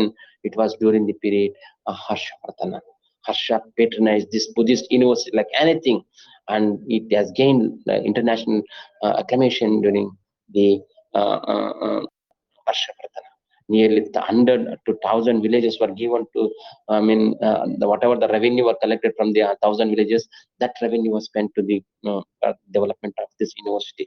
So the university, and there are some other universities also. I think in this unit we're going to understand some of the ancient universities like Vallabi, Vikramashila University. In fact, the Vikramashila University was encouraged or patronized by the Palas of Bengal, and Nalanda University was patronized by Harshavardhana. You see, Nalanda University, when we are talking about the university or ancient education, ಅಂದ್ರೆ ನಾವು ಪ್ರಾಚೀನ ವಿಶ್ವವಿದ್ಯಾನಿಲಯಗಳ ಬಗ್ಗೆ ನಾವು ಮಾತನಾಡ್ತೀವಿ. ಪ್ರಾಚೀನ ವಿದ್ಯಾನಿಲಯಗಳನ್ನ ಮಾತನಾಡುವಾಗ ವಿಕ್ರಮಶೀಲ ವಿಶ್ವವಿದ್ಯಾಲಯ ಆಗಿರ್ಬೋದು, ವಲ್ಲಭಿ ವಿಶ್ವವಿದ್ಯಾಲಯ ಆಗಿರ್ಬೋದು, ತಕ್ಷಶಿಲಾ ವಿಶ್ವವಿದ್ಯಾಲಯ ಆಗಿರ್ಬೋದು, ಕಾಂತಲ ಶಾಲಾ ಆಗಿರ್ಬೋದು, ಅಥವಾ ಕಂಚಿ ವಿಶ್ವವಿದ್ಯಾಲಯ ಎಲ್ಲಾ ಪ್ರಾಚೀನ ವಿಶ್ವವಿದ್ಯಾಲಯಗಳು ಭಾರತದ ಒಂದು ಶೈಕ್ಷಣಿಕ ಪರಂಪರೆಯನ್ನು ಹುಟ್ಟುಹಾಕಿದ್ವು ಅಂತಕ್ಕಂಥದ್ದು. ಇನ್ಫ್ಯಾಕ್ಟ್ ಇಡೀ ಜಗತ್ತಿಗೆ ಒಂದು ಶೈಕ್ಷಣಿಕ ರಾಜಧಾನಿಯಾಗಿತ್ತು ಭಾರತ ಅಂತ ನಮ್ಗೆ ಅರ್ಥ ಆಗತ್ತೆ. India was A educational capital of world. So many people today U C, ಇವತ್ತು ನೀವು ಜಗತ್ನಲ್ಲಿ ಆಕ್ಸ್ಫರ್ಡ್ ಮತ್ತೆ ಕೇಂಬ್ರಿಡ್ಜ್ ಅಥವಾ ಚಿಕಾಗೋ ಯೂನಿವರ್ಸಿಟಿಗಳು ಅಂತ ಏನ್ ಕರಿತೀವೋ, ಏನು ಒಂದು ಹೆಗ್ಗಳಿಕೆಗೆ ನಾವು ನೋಡ್ತೀವೋ, ಆ ಯೂನಿವರ್ಸಿಟಿಗಳು ದೊಡ್ಡ ದೊಡ್ಡ ಯೂನಿವರ್ಸಿಟಿಗಳು ಅಂತ ನಾವು ಇವತ್ತು ಅಲ್ಲಿ ಹೋಗಿ ಓದ್ತೀವಿ. ಅದೇ ರೀತಿಯಾಗಿ ಪ್ರಾಚೀನ ಕಾಲದಲ್ಲಿ ಇದ್ದಂತ ಯೂನಿವರ್ಸಿಟಿಗಳು ಜಗತ್ತಿನ ಇತರೆ ದೇಶಗಳಿಂದ ಬಂದು ಓದ್ತಾ ಇದ್ರು ಅಂತಕ್ಕಂಥದ್ದು ನಿಜಕ್ಕೂ ಅದೊಂದು ಹೆಮ್ಮೆಯ ಸಂಗತಿ. ವಿಶೇಷವಾಗಿ China, Tibet, Korea, Japan, Indonesia ಈ ಎಲ್ಲಾ ದೇಶಗಳಿಂದ ಬಂದ ವಿದ್ಯಾರ್ಥಿಗಳು ಈ ಒಂದು ಯೂನಿವರ್ಸಿಟಿಗಳು ಓದ್ತಾ ಇದ್ರು ಅಂತ. ಅಂದ್ರೆ ಅಷ್ಟೊಂದು ಸುಲಭವಾಗಿ ಸಹ ಪ್ರವೇಶಾತಿ ಸಿಗ್ತಾ ಇರ್ಲಿಲ್ಲ. ಸುಮಾರು 100 ಜನ ಏನು ಬಂದ್ರೆ ಅವ್ರಿಗೆ ಬರೀ 3 ಮಾತ್ರ ಪರೀಕ್ಷೆ, ಅನೇಕ ಪರೀಕ್ಷೆಗಳು ಪಾಸ್ ಆದಾಗ 3 ಮಾತ್ರ ಪ್ರವೇಶಾತಿ ಪಡ್ಕೊಳ್ತಾ ಇದ್ರು. ನೋಡಿ, ಅಲ್ಲಿಂದ ಹೊರದೇಶದಿಂದ ಬರ್ತಕ್ಕಂಥ ಆವತ್ತಿನ ಸಂದರ್ಭದಲ್ಲಿ ಅಷ್ಟು ಸುಲಭ ಅಲ್ಲ. ಕಣಿವೆಗಳು, ಪರ್ವತಗಳು, ಕಾಡುಮೃಗಗಳು ಎಲ್ಲವನ್ನು ಎದುರಿಸಿ ಬರ್ಬೇಕಾಗಿತ್ತು. ಇಷ್ಟು ಬಂದಾಗ್ಲೂ ಅಡ್ಮಿಷನ್ ಸಿಗುತ್ತೆ ಅಂತ ಗ್ಯಾರಂಟಿ ಇಲ್ಲ, ಖಾತ್ರಿ ಇಲ್ಲ. 100 ಜನ ಬಂದ್ರೆ ಬರೀ 3 ಜನಕ್ಕೆ ಅಡ್ಮಿಷನ್ ಇರ್ತಾಯಿತ್ತು, ಇನ್ನ 97 ಜನ ವಾಪಸ್ ಹೋಗ್ಬೇಕಾಗಿತ್ತು. ಅಂದ್ರೆ ಈ ರೀತಿಯಾಗಿಂತ ಶ್ರೇಷ್ಠವಾದ ಶೈಕ್ಷಣಿಕ ಪದ್ಧತಿಗಳು ಭಾರತದಲ್ಲಿ ಇದ್ದು ಅನ್ನೋದಿದೆಯಲ್ಲ, ಅದು ಖಂಡಿತವಾಗಿ ಒಂದು ಅಪ್ರಿಶಿಯೇಟಿಂಗ್ ವಿಷಯ ಅಂತ, ಒಂದು ಶ್ಲಾಘನೀಯ ವಿಷಯ. ಇಂಡಿಯಾದಲ್ಲಿ, in India, teaching and learning as associated with the sacredness. As I told you that India was a educational capital of the world. So many people from the abroad, they are coming, they are seeking, it was a mad rush to obtain a education in India. ಭಾರತದಲ್ಲಿ ಶಿಕ್ಷಣ ಪಡ್ಕೊಳ್ಬೇಕು ಅಂತ ಹೇಳಿ ಬರ್ತಾ ಇದ್ರು, ಆದ್ರೆ ಸಿಗ್ತಾ ಇಲ್ಲ. ಭಾರತದಲ್ಲಿ ಶಿಕ್ಷಣ ಮತ್ತು ಕಲಿಕೆ, ಬೋಧನೆ ಮತ್ತು ಕಲಿಕೆಗೆ ಒಂದು ರೀತಿಯಾಗಿರ್ತಕ್ಕಂಥ ಸ್ಯಾಕ್ರೆಡ್ನೆಸ್ ಇದೆ, ಒಂದು ರೀತಿಯಾದ ಪವಿತ್ರತೆ ಇದೆ. ಆ ಪವಿತ್ರತೆ ಅಂತಕ್ಕಂಥ ಪರಂಪರೆಯನ್ನು ಹುಟ್ಟಾಕಿದ ದೇಶ ಭಾರತ. ಅದಕ್ಕೆ ಮನ್ನಣೆ, ಪ್ರೋತ್ಸಾಹ ಕೊಟ್ಟಂತಕ್ಕಂಥವ್ರು ಹರ್ಷವರ್ಧನ ಅಂತ ನಾವು ಅರ್ಥ ಮಾಡ್ಕೊಳ್ಬೇಕು. ಫಾರ್ ಎಕ್ಸಾಂಪಲ್ ಗುಣಭದ್ರ ಅಂತಿದ್ದಾರೆ. ಈ ಗುಣಭದ್ರ ಅಂತ, ಶೀಲಭದ್ರ, ಈ ರೀತಿಯಾಗಿರ್ತಕ್ಕಂಥ ಶ್ರೇಷ್ಠ ಉದ್ಯಮ ಪಂಡಿತರು ಇದ್ರು ಆ ಯೂನಿವರ್ಸಿಟಿಯಲ್ಲಿ ಅಂತಕ್ಕಂಥದ್ದು. 10,000 ವಿದ್ಯಾರ್ಥಿಗಳಿಂದ ಆ ಯೂನಿವರ್ಸಿಟಿ ನಡೀತಾ ಇತ್ತು, ನಳಂದ ಯೂನಿವರ್ಸಿಟಿ. 2,000 ಶಿಕ್ಷಕರು ಬೋಧಿಸ್ತಾ ಇತ್ತು. ಮ್ಯೂಟ್ ಮಾಡಿ ಪ್ಲೀಸ್, ಮ್ಯೂಟ್ ಮಾಡಿ, ಮ್ಯೂಟ್ ಮಾಡಿ, ಮಂಜುಳಾ ಅವರೇ ಮ್ಯೂಟ್ ಮಾಡಿ, ಮ್ಯೂಟ್ ಮಾಡಿ. ಈ ರೀತಿಯಾಗಿ ಒಂದು ಹೊಸ ಪರಂಪರೆ, ಯಾಕೆಂತಂದ್ರೆ ಟೀಚರ್ ಅಂತಕ್ಕಂಥ ಪರಂಪರೆ ನಮ್ಮಲ್ಲಿದೆ. ಟೀಚರ್ ಯಾಕೆಂದ್ರೆ ನಳಂದ ವಿಶ್ವವಿದ್ಯಾಲಯ ಹುಟ್ಟು ಹಾಕಿದ ಪರಂಪರೆ ಇದೆಯಲ್ಲ, ಅದು ಅದ್ಭುತವಾದ ಪರಂಪರೆ. ಶಿಕ್ಷಕ ವಿದ್ಯಾರ್ಥಿಗಳ ಒಂದು ಪರಂಪರೆ ಇದೆಯಲ್ಲ. ಇನ್ಫ್ಯಾಕ್ಟ್ ನಮ್ಮಲ್ಲಿ ಟೀಚರ್ ಅಂದ್ರೆ ಏನು ಅಂತ, ಒಂದು ಗುರುವಿನ ಸ್ಥಾನ, ಆ ಗುರುಕುಲ ಮತ್ತು ಯೂನಿವರ್ಸಿಟಿ ಘಟಕಗಳು ಅಂತಕ್ಕಂಥ ನಾವೇನ್ ಮಾತನಾಡ್ತೀವೋ, ಈ ಎಲ್ಲ ಒಂದು ಬೆಳವಣಿಗೆಯನ್ನು ನೋಡಿದಾಗ ಪ್ರಾಚೀನ ಭಾರತೀಯರು ಶಿಕ್ಷಣಕ್ಕೆ ಕೊಟ್ಟಂತ ಪ್ರಾಶಸ್ತ್ಯ ಎಂತಹುದು ಅಂತ ನಮ್ಗೆ ತಿಳಿದು ಬರುತ್ತೆ. So this is what the Nalanda university. ನಿಮ್ಗೆ ಶಾರ್ಟ್ ಮಾಡ್ತಾರೆ ನಳಂದ ಯೂನಿವರ್ಸಿಟಿ. ನಳಂದ ಯೂನಿವರ್ಸಿಟಿಯ ಒಂದು ಮಹಿಮೆ ಅಥವಾ ನಳಂದ ಯೂನಿವರ್ಸಿಟಿಯ ಒಂದು ಶ್ರೇಷ್ಠತೆ ಏನು ಅಂತ ನಮ್ಗೆ ನಾವು ಅರ್ಥ ಮಾಡ್ಕೊಂಡಿದ್ರೆ ಖಂಡಿತವಾಗಿ ಅದರ ಯೂನಿವರ್ಸಿಟಿಯ ಶೀಲಭದ್ರ ಆಗಿರ್ಬೋದು, ಗುಣಭದ್ರ ಆಗಿರ್ಬೋದು, ಆಮೇಲೆ ಅನೇಕ ಗ್ರಂಥಾಲಯಗಳಿದ್ವು, ಬಹುಮುಖಿ ಕಟ್ಟಡಗಳಿದ್ವು, 10,000 ಜನ ವಿದ್ಯಾರ್ಥಿಗಳಿದ್ರು, 2,000 ಜನ ಮೇಷ್ಟ್ರುಗಳು, ಶಿಕ್ಷಕರಿದ್ರು. ಅವ್ರಿಗೋಸ್ಕರ ಏನ್ ಹೇಳಿದ್ವು, ಏನ್ ಮಾಡರ್ನ್ ನಾವೇನ್ ಕಾಣ್ತೀವೋ ಆಧುನಿಕ ಒಂದು ಕಾಲಘಟ್ಟದಲ್ಲಿ ಒಂದು ಯೂನಿವರ್ಸಿಟಿಯ ಒಂದು ಪದ್ಧತಿ ಅಂತ ಉನ್ನತ ಮಟ್ಟದ ಗುಣಮಟ್ಟ ಮತ್ತು ಅಲ್ಲಿ ವ್ಯಾಕರಣ ಆಗಿರ್ಬೋದು, ತರ್ಕಶಾಸ್ತ್ರ ಆಗಿರ್ಬೋದು, ದರ್ಶನಗಳಾಗಿರ್ಬೋದು, ಗ್ರಂಥಗಳು, ಇದ್ರ ಬಗ್ಗೆ ವಿಶೇಷವಾದ ಅಧ್ಯಯನ ನಡೀತಾ ಇತ್ತು. ಹುಯೆನ್ ಸಾಂಗ್, ಪಾಕ್ಯಾನ ಇಂಥ ಉದ್ಯಮ ಪಂಡಿತರು ಬಂದ ಅನೇಕ ರೀತಿಯಲ್ಲಿ ಕಲಿತಾ ಇದ್ರು. ಸುಮಾರು 5-6 ಶತಮಾನಗಳ ಕಾಲ ಇದು ಜಗತ್ತಿನ ವಿವಿಧ ಭಾಗದಲ್ಲಿ ವಿದ್ಯೆಯನ್ನ ಹರಿಸಿ ಬರ್ತಕ್ಕಂತ ವಿದ್ಯೆಯನ್ನ ಕಲಿಬೇಕು ಅಂತ ಬಯಸಿ ಬರ್ತಕ್ಕಂಥ ಆಕಾಂಕ್ಷಿಗಳಿಗೆ ಅದು ಆಶ್ರಯ ಕೊಟ್ಟಿತ್ತು ಅಂತ ನಾವು ಅರ್ಥ ಮಾಡ್ಕೊಳ್ತೀವಿ. ಸಚ್ ಎ ವಂಡರ್ಫುಲ್ ಯೂನಿವರ್ಸಿಟಿ, ಅಂತ ಒಂದು ವೈಭವದ ಅದು ಅಂತ ಒಂದು ಶ್ರೇಷ್ಠ ಒಂದು ಯೂನಿವರ್ಸಿಟಿ ಈ ದೇಶದಲ್ಲಿ ಇತ್ತು ಅನ್ನೋದೇ ಒಂದು ಹೆಮ್ಮೆಯ. ನಳಂದ ಅಂದ್ರೆ it is a symbol of education, it is symbol of higher education, university education. ಅಂತ ಒಂದು ವೈಭವದ ಒಂದು ಯೂನಿವರ್ಸಿಟಿ 12ನೇ ಶತಮಾನದಲ್ಲಿ ಇಖ್ತಿಯಾರುದ್ದೀನ್ ಮೊಹಮ್ಮದ್ ಬಿನ್ ಬಕ್ತಿಯಾರ್ ಖಿಲ್ಜಿ ಅಂತ ಒಬ್ಬ ದಾಳಿಕಾರನ ದಾಳಿಗಳಿಗೆ ಅದು ಸಿಲುಕಿ ನಶಿಸಿ ಹೋಯ್ತು. Till century it has functioning. 12ನೇ ಶತಮಾನವರೆಗೂ 6, 7, 8, 9, 10, 11, 12ನೇ ಶತಮಾನವರೆಗೂ ಯೂನಿವರ್ಸಿಟಿ ಇತ್ತು ಅಂತ ಒಂದು ಪರಂಪರೆ ಹುಟ್ಟು ಹಾಕಿತ್ತು ಅಂತ ನಾವು ಅರ್ಥ ಮಾಡ್ಕೊಳ್ಬೇಕು. ಇದಿಷ್ಟು ನಾವು ನಳಂದ ಯೂನಿವರ್ಸಿಟಿ ಬಗ್ಗೆ ತಿಳ್ಕೊಳ್ಬೇಕು ಸ್ನೇಹಿತರೆ. Very important points to be remember as far as the Vardhana's concern is Nalanda University and Harsha's patronage towards Nalanda University, Harsha's administration, Harsha's religious Catholicity, Kannauj Conference and the Prayaga Conference and Harsha's conquest, all are important part of the Harshavardhana's history. And Harsha himself a great scholar. He wrote Nagananda ಅಂತ ಕೃತಿಯನ್ನ ಬರೀತಾರೆ. ಆಮೇಲೆ ಈ ನಾಗಾನಂದ ಅಂತಕ್ಕಂಥದ್ದು ರತ್ನಾವಳಿ ಅಂತಕ್ಕಂಥ ಆಗಿರ್ಬೋದು, ಈ ನಾಗಾನಂದ ರತ್ನಾವಳಿ ಅಂತಕ್ಕಂಥ ಕೃತಿಗಳ ಕರ್ತರು ಯಾರು? ಹರ್ಷವರ್ಧನ ಅಂತಕ್ಕಂಥ ನೆನ್ಪಿಟ್ಕೊಳ್ಬೇಕಂದ್ರೆ ಇಷ್ಟೆಲ್ಲಾ ನಾವು ಓದಿದ್ಮೇಲೆ ಹರ್ಷ ಒಬ್ಬ ಸಾಹಿತಿಯಾಗಿ, ಒಬ್ಬ ಸಾಹಿತ್ಯ ಪೋಷಕನಾಗಿ, ಒಬ್ಬ ದಕ್ಷ ಆಡಳಿತಗಾರನಾಗಿ, ಒಬ್ಬ ಸಾಮ್ರಾಜ್ಯ ರಕ್ಷಕನಾಗಿ, ವಿದ್ಯಾ ಪ್ರೇಮಿಯಾಗಿ, ವಿದ್ಯಾ ಪ್ರೋತ್ಸಾಹಕನಾಗಿ ನಾವು ನೋಡೋದಾದ್ರೆ ಒಟ್ಟಾರೆಯಾಗಿ ಒಂದು ಬಹುಮುಖ ಪ್ರತಿಭೆಗಳಂತ ಹರ್ಷವರ್ಧನ ಆಗಿದ್ದ. Totally, he was a great patron of education, himself a great scholar, empire builder. He protected his kingdom and he conveyed Buddhist conferences with all this generosity, with all these achievements, accomplishments, and he had international contact with the Chinese and even Persia.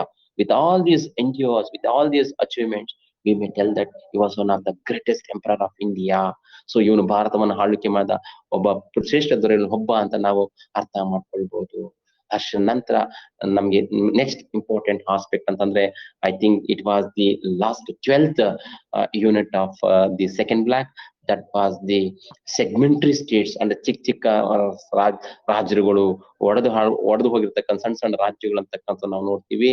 ಆ ಸೆಗ್ಮೆಂಟ್ರಿ state ಅಲ್ಲಿ ಬರ್ತಕ್ಕಂಥ important ರಾಜಸ್ಥಾನಿಗಳು ಅಥವಾ ರಾಜಸ್ಥಾನದ ವಂಶಗಳು, ರಾಜಸ್ಥಾನದಲ್ಲಿ ಆಳ್ವಿಕೆ ಮಾಡಿದ ಸಣ್ಣ ರಾಜವಂಶ ನಾವು ಕಾಣ್ತೀವಿ. ವಿಶೇಷವಾಗಿ ಬುಂದೇಲಖಂಡದ ಚಂದೇಲರು, ಗುರ್ಜರದ ಪ್ರತಿಹಾರಗಳು ಅಂತಕ್ಕಂಥ ನೋಡ್ತೀವಿ. ಗುರ್ಜರ ಪ್ರತಿಹಾರಲ್ಲಿ ಬರ್ತಕ್ಕಂಥದ್ದು ನಾಗಭಟ್ಟ ತುಂಬಾ ಮುಖ್ಯ ಆಗ್ತಾನೆ. ಮಿಹಿರ್ ಭೋಜ ಅಂತಕ್ಕಂಥ ಮುಖ್ಯ ಆಗ್ತಾನೆ. ಮಿಹಿರ್ ಭೋಜನು ಉಜ್ಜಯಿನಿಯಿಂದ ಆಳ್ವಿಕೆ ಮಾಡ್ತಾನೆ. ಈ ಒಂದು ರಜಪುಟಾಣದ ಒಂದು ಸಣ್ಣ ಪುಟ್ಟ ಮನೆತನ ನಾವೇನ್ ಮಾತಾಡ್ತೀವೋ ಅದು ಚೌಹಾನ್ರಾಗಿರ್ಬೋದು, ಪ್ರತಿಹಾರರಾಗಿರ್ಬೋದು, ಬುಂದೇಲಖಂಡದ ಚಂದೇಲರಾಗಿರ್ಬೋದು, ಸೋಲಂಕಿಗಳಾಗಿರ್ಬೋದು, ಗುರ್ಜರರಾಗಿರ್ಬೋದು, ಇವರೆಲ್ಲರೂ ಏನು ರಾಜಸ್ಥಾನದ ಅಥವಾ ಉತ್ತರ ಭಾರತದಲ್ಲಿ ವರ್ಧನನಂತ ಆಳ್ವಿಕೆ ಮಾಡಿದ್ರು ಅಂತ ನಾವು ಅರ್ಥ ಮಾಡ್ಕೊಳ್ತೀವಿ. ಆದ್ರೆ ಇವರ ಮೂಲ ಏನು? ಇವ್ರು ಯಾರು? ಎಲ್ಲಿಂದ ಬಂದ್ರು? ರಾಜಸ್ಥಾನಿಗಳು ನಾವು ಇವತ್ತೇನ್ ಕರಿತೀವಿಯೋ ಇವ್ರು ಎಲ್ಲಿಂದ ಬಂದ್ರು? ಅದ್ರ ಬಗ್ಗೆ ನಮ್ಗೆ ಒಂದು ವಿದೇಶಿಯರ ಒಂದು ಮೂಲ, ಫಾರಿನ್ ಆರಿಜಿನ್ ಅಂತಿದೆ. ಅದೇ ರೀತಿಯಾಗಿ ಚಂದ್ರವಂಶ, ಸೂರ್ಯವಂಶ ಅಂತಕ್ಕಂಥದ್ದೇ, ಅಥವಾ ಮಿಶ್ರ ಮೂಲ, ಈ ತರ ಅನೇಕ ಮೂಲಗಳಿವೆ. ಆದ್ರೆ ಕೆಲವರು ಹೇಳ್ತಾರೆ ನಮ್ಮ ಭಾರತಕ್ಕೆ ಕಾಲಕ್ಕೆ ಭೇಟಿ ಕೊಟ್ಟು ದಂಡೆತ್ತಿ ಬಂದಂತ ಶಕರು, ಶತ್ರಪನು, ಊಣರು ಇವರು ಬಂದು ಇಲ್ಲಿ ನೆಲೆಯೂರಿ ಈ ಭಾರತೀಯ ಸಂಸ್ಕೃತಿಗೆ ಬೆರೆತು ಹೋದ್ರು, ಅವರೇ ಇವರು ಅಂತ ಹೇಳ್ತಾರೆ. ಇನ್ ಕೆಲವರು ಹೇಳ್ತಾರೆ ಇಲ್ಲ, ಇವರು ಸೂರ್ಯವಂಶ, ಚಂದ್ರವಂಶಕ್ಕೆ ಒಳಪಟ್ಟವರು ಅಥವಾ ಈ ತರ ಏನ್ ಹೇಳ್ತಾ ಹೋಗ್ತಾರೆ. ಸೊ ಏನೇ ಮೂಲ ಏನೇ ಆಗಿರ್ಲಿ, ನಮ್ಗೆ ಈ ಒಂದು ಸಣ್ಣ ಪುಟ್ಟ ರಜಪೂತಾನದ ರಾಜವಂಶದಲ್ಲಿ ತುಂಬಾ ಪ್ರಮುಖವಾಗಿರ್ತಕ್ಕಂಥದ್ದು ಪ್ರತಿಹಾರರು ಅಂತ. ಈ ಗೂರ್ಜರ ಪ್ರತಿಹಾರರು ಅಂತ ನಮ್ಗೆ ತುಂಬಾ ಮುಖ್ಯ ಆಗುತ್ತೆ. ಈ ಗೂರ್ಜರ ಪ್ರತಿಹಾರಲ್ಲಿ ಬರ್ತಕ್ಕಂಥ ಪ್ರಮುಖ ಅರಸ ನಾಗಭಟ್ಟ ಮತ್ತು ಮಿಹಿರ್ ಭೋಜ. ಮಿಹಿರ್ ಭೋಜನ ರಾಜಧಾನಿ ಉಜ್ಜಯಿನಿ ಅಂತ ನಾವು ಅರ್ಥ ಮಾಡ್ಕೊ. ಮಿಹಿರ್ ಭೋಜನ ರಾಜಧಾನಿ ಉಜ್ಜಯಿನಿ ಅಂತ. ಸೊ ಇನ್ನಂತರ ನಮ್ಗೆ ತುಂಬಾ ಮುಖ್ಯ ಆಗ್ತಕ್ಕಂಥದ್ದು ಅಜ್ಮೀರ್ನ ಚೌಹಾಣರು ಅಂತ. ಅಜ್ಮೀರ್ ನೋಡ್ಬೋದು, ಪ್ರಾಂತ್ಯಗಳನ್ನ ಆಳ್ವಿಕೆ ಮಾಡ್ತಾ ಇದ್ದಂತ ಒಬ್ಬ ಚಕ್ರವರ್ತಿ ಇದ್ದ. ಅದರಲ್ಲಿ ವ್ಯಾಘ್ರ ರಾಜ ಆಗಿರ್ಬೋದು, ಮತ್ತೆ ಪೃಥ್ವಿರಾಜ್ ಚೌಹಾನ್ ಆಗಿರ್ಬೋದು. ಈ ಪೃಥ್ವಿರಾಜ್ ಚೌಹಾನ್ ರವರು ನಮ್ಗೆ ತುಂಬಾ ಮುಖ್ಯ ಆಗ್ತಾ ಹೋಗ್ತಾರೆ. ಯಾಕೆ ಪೃಥ್ವಿರಾಜ್ ಚೌಹಾನ್ ನಮ್ಗೆ ತುಂಬಾ ಮುಖ್ಯ ಆಗ್ತಾರಂದ್ರೆ, ಪೃಥ್ವಿರಾಜ್ ಚೌಹಾನ್ ರಾಜಭಾರ ಮಾಡುವಾಗ ಆ ಸಂದರ್ಭಕ್ಕೆ ಸುಮಾರು 11ನೇ ಶತಮಾನ ಅಂತ ಕಾಣುತ್ತೆ. ಆ ಸಂದರ್ಭಕ್ಕೆ ಗಜ್ನಿ ಮತ್ತು ಗೋರಿ ದಾಳಿ ನಾವು ಕೇಳಿದೀವಿ. ಗೋರಿ ಮೊಹಮ್ಮದ್ ದಾಳಿ ಆಗುತ್ತೆ. ಸೊ ಈ ಗೋರಿ ಮೊಹಮ್ಮದ್ ದಾಳಿಯನ್ನ ಹೋರಾಟ ತರ ಏನಾಗುತ್ತೆ ಪೃಥ್ವಿರಾಜ್ಗೂ ಮತ್ತು ಗೋರಿ ಮೊಹಮ್ಮದ್ಗೆ. ಆದ್ರೆ ಯುದ್ಧದಲ್ಲಿ, ಮೊದಲನೇ ತರಾಯಿನ ಯುದ್ಧದಲ್ಲಿ ಪೃಥ್ವಿರಾಜ್ ಚೌಹಾನ್ ಯುದ್ಧವನ್ನು ಗೆದ್ದು ಶತ್ರುಗೆ ಅವನಿಗೆ ಪ್ರಾಣ ಭಿಕ್ಷೆ ಕೊಡ್ತಾನೆ. ಅದನ್ನೇ ಒಂದು ವರ ಅಂತ ತಿಳ್ಕೊಂಡಂತ ಗೋರಿ ಮೊಹಮ್ಮದ್ ರವರು ಏನ್ ಮಾಡ್ತಾರೆ, ಹೋಗಿ ಮತ್ತೆ ಯುದ್ಧ ತಯಾರಿ ಮಾಡ್ಕೊಂಡು ಬಂದು 2ನೇ ತರಾಯಿನ ಕನ್ನಲ್ಲಿ ಪೃಥ್ವಿರಾಜ್ ಚೌಹಾನ್ ಸೋಲಿಸ್ತಾನೆ. ಪೃಥ್ವಿರಾಜ್ ಸೋಲಿಸಿ ಕ್ರಿಸ್ತಶಕ 192ರಲ್ಲಿ ಅದರ ಆಚೆಗೆ ಅವನು ಏನ್ ಮಾಡ್ತಾನೆ, ಅವನೊಂದಿಗೆ ಗೋರಿ ಮೊಹಮ್ಮದ್ ಅನೇಕ ಗುಲಾಮರೊಂದಿಗೆ ಬಂದಿರ್ತಾನೆ. ಕುತುಬುದ್ದೀನ್ ಐಬಕ್ ಆಗಿರ್ಬೋದು, ಅದೇ ರೀತಿಯಾಗಿ ಯಾಲ್ಡಸ್ ಆಗಿರ್ಬೋದು, ಅದೇ ರೀತಿಯಾಗಿ ಇಖ್ತಿಯಾರುದ್ದೀನ್ ಮೊಹಮ್ಮದ್ ಬಕ್ತಿಯಾರ್ ಖಿಲ್ಜಿ ಇವರೊಂದಿಗೆ ಅವನು ಬಂದಿರ್ತಾನೆ. ಭಾರತದಲ್ಲಿ ಗೆದ್ದ ಪ್ರಾಂತ್ಯಗಳಿಗೆ ಕುತುಬುದ್ದೀನ್ ಐಬಕನನ್ನ ನೇಮಕ ಮಾಡ್ತಾನೆ. ಸೊ ಅಲ್ಲಿಂದ ಆಚೆಗೆ ಇಲ್ಲಿಯವರೆಗೂ ಒಂದು ಸಂಸ್ಕೃತಿ, ಒಂದು ಸಂಪ್ರದಾಯ ಅಥವಾ ಒಂದು ನಾಗರಿಕತೆ ಇತ್ತು ಪ್ರಾಚೀನ ಭಾರತ ಅಂತ. ಸ್ನೇಹಿತರೆ, ನಾನು ಮತ್ತೊಮ್ಮೆ ಜ್ಞಾಪಿಸ್ತೀನಿ, ನಾವು ಹರಪ್ಪ ಸಂಸ್ಕೃತಿ, ವೇದಗಳ ಕಾಲದ ನಾಗರಿಕತೆ, ಮಹಾಜನಪದಗಳು, ಜೈನ ಧರ್ಮ, ಬೌದ್ಧ ಧರ್ಮ, ಮೌರ್ಯರು, ಭಾರತ ಮೇಲೆ ಪರಕೀರ ದಾಳಿ, ಇಂಡೋ ಗ್ರೀಕರ ದಾಳಿಗಳು, ಕುಶಾನರು, ಗುಪ್ತರು, ಹರ್ಷವರ್ಧನ, ರಜಪುಟಾಣ ದೊರೆಗಳು, ಈ ರಜಪುಟಾಣ ದೊರೆಗಳಿಂದ ಕೈಗೆ ಹೋಗ್ತಕ್ಕಂಥ ಅದು ಇಸ್ಲಾಮಿಕ್ ಒಂದು ಅಥವಾ ಮುಸ್ಲಿಮರ, ಅರಬ್ಬರ, ಪರ್ಷಿಯನ್ರ ದಾಳಿಗಳನ್ನ ನಾವು ನೋಡ್ತೀವಿ. ಅದು ಮೊಹಮ್ಮದ್ ಗೋರಿಯ ನಂತರ ಭಾರತದಲ್ಲಿ ಏನಾಗತ್ತಂತಂದ್ರೆ ಇಸ್ಲಾಮಿಕ್ ಆಳ್ವಿಕೆ ಆರಂಭ ಆಗತ್ತೆ. ಬಹುಶಃ 4ನೇ ಘಟಕದಲ್ಲಿ ನೀವು ಓದ್ತೀರಾ, ಭಾರತದಲ್ಲಿ ಇಸ್ಲಾಂ ಆಳ್ವಿಕೆ 4. This is the continuation of the north Indian history. ಇದು ಚರಿತ್ರೆಯ ಮುಂದುವರಿಕೆಯ ಭಾಗ. ಪೃಥ್ವಿರಾಜ್ ಚೌಹಾನ್ ರವಂತ ಒಬ್ಬ ದೆಹಲಿ ಅಜ್ಮೇನ್ ಆಳ್ವಿಕೆ ಮಾಡ್ತಾ ಇದೆ ಅಂತಂದ್ರೆ ಗೋರಿ ಮೊಹಮ್ಮದ್ ದಾಳಿ ಎದುರಿಸಕ್ಕಾಗದೆ ಅವನು ಸೋಲ್ತಾನೆ. ಸೋತ ನಂತರ ಏನಾಗತ್ತೆ, ಸೋತ ನಂತರ ಭಾರತದಕ್ಕೆ ಇಸ್ಲಾಮಿಕ್ ಆಳ್ವಿಕೆ ಅಂತ ಲಗ್ಗೆ ಇಡುತ್ತೆ.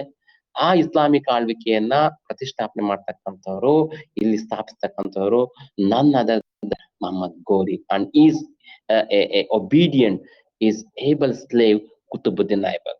After death of Muhammad Ghor in the year 1206, here Qutbuddin Aibak established a slave dynasty from Delhi. That was the beginning of Islamic rule in India, where you will go to study in the 4th block. I think already the 4th block has completed, where you will go to study the slave dynasty, the Khilji dynasty, the Tughlaq dynasty, and the Sayyid and Lodi dynasty. There are 5 dynasties which ruled Delhi, and they were called as Delhi Sultanates, and where in which you will come across the Qutbuddin Aibak, Balban, Qutbuddin Aibak, Iltamash, and then Razia Begum Sultan, and then Balban.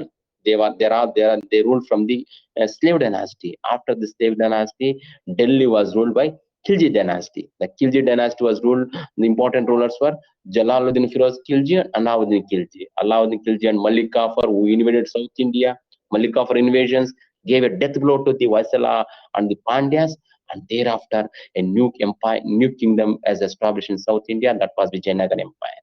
So ಈ ರೀತಿಯಾಗಿ ಅಲಾವುದ್ದೀನ್ ಖಿಲ್ಜಿ ಮತ್ತು Malik copper ದಾಳಿಗಳು ದಕ್ಷಿಣ ಭಾರತದಲ್ಲಿ ಮರಣಾಂತಿಕ ಪೆಟ್ಟನ್ನು ಕೊಟ್ಟು, ಅವ್ರ ತರುವಾಯ ದಕ್ಷಿಣ ಭಾರತದಲ್ಲಿ ದೆಹಲಿಯಲ್ಲಿ ತುಘಲಕ್ ಸಂತತಿ, ಮಹಮ್ಮದ್ ಬಿನ್ ತುಘಲಕ್ ಆಡಳಿತಾತ್ಮಕ ಪ್ರಯೋಗಗಳು, ಫಿರೋಜ್ ಶಾ ತುಘಲಕ್ನ ಸುಧಾರಣೆಗಳು, ಇವೆಲ್ಲವನ್ನ ನಾವು ಓದ್ಕೊಂಡು ಬರ್ತೀವಿ.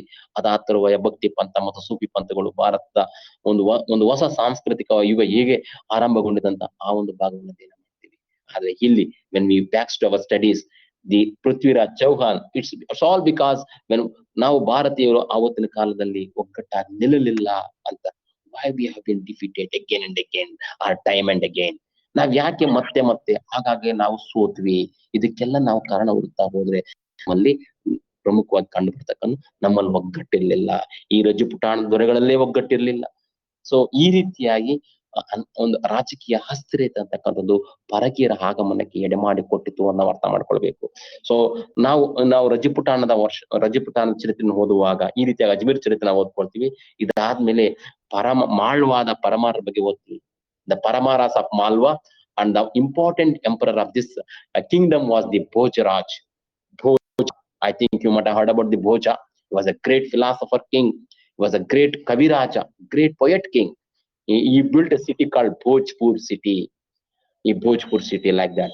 He was a great, he was a genius, literary genius. He was a commander, he was a statesman, he was a warrior, he was a, totally was a man of versatile genius. ಅಂದ್ರೆ ಒಬ್ಬ ಸಾಹಿತ್ಯ ಪೋಷಕನಾಗಿ, ಒಬ್ಬ ಸಾಹಿತ್ಯದ ಅಭಿಮಾನಿಯಾಗಿ, ಸ್ವತಃ ಮೇಧಾವಿಯಾಗಿ, ಒಬ್ಬ ಸೇನಾನಿಯಾಗಿ, ಒಬ್ಬ ಸಾಮ್ರಾಜ್ಯ ನಿರ್ಮಾಪಕನಾಗಿ, ಈ ರೀತಿಯಾಗಿ ಹಲವಾರು ವೈಶಿಷ್ಟ್ಯಗಳನ್ನ, ಹಲವಾರು ಪ್ರತಿಭೆಗಳ ಒಂದು ಆಗರ ಆಗಿದ್ದ ಭೋಜ. ಇವನೊಬ್ಬ ಬಹುಮುಖ ಪ್ರತಿಭೆ ಉಳ್ತಕ್ಕಂತ ಚಕ್ರವರ್ತಿಯಾಗಿದ್ದ. ಭಾರತದ ಚರಿತ್ರೆಯಲ್ಲಿ ಭೋಜನಿಗೆ ವಿಶೇಷವಾದಂತ ಸ್ಥಾನ ಇದೆ. ಭೋಜರಾಜ್ ಅಂತ ನಾವು ಓದ್ತೀವಿ. ಬಹುಶಃ ನೀವು ಕನ್ನಡದ ಸಿನಿಮಾನ ನೋಡಿರ್ಬೋದು, ಕವಿರತ್ನ ಕಾಳಿದಾಸ, ಭೋಜರಾಜ ಹೇಗೆ ಅಂತ ಇವೆಲ್ಲ ಒಂದು ಸನ್ನಿವೇಶಗಳು ಬರ್ತವೆ. ಸೊ ಇದಾದ ನಂತರ ಬುಂದೇಲ್ಖಂಡದ ಚಂದೇಲ್ ನಮ್ಗೆ ತುಂಬಾ ಮುಖ್ಯ ಆಗತ್ತೆ. Bundelkhand after I mean there are ruling different regions, and these regional kingdoms have made some contribution towards the development of our culture.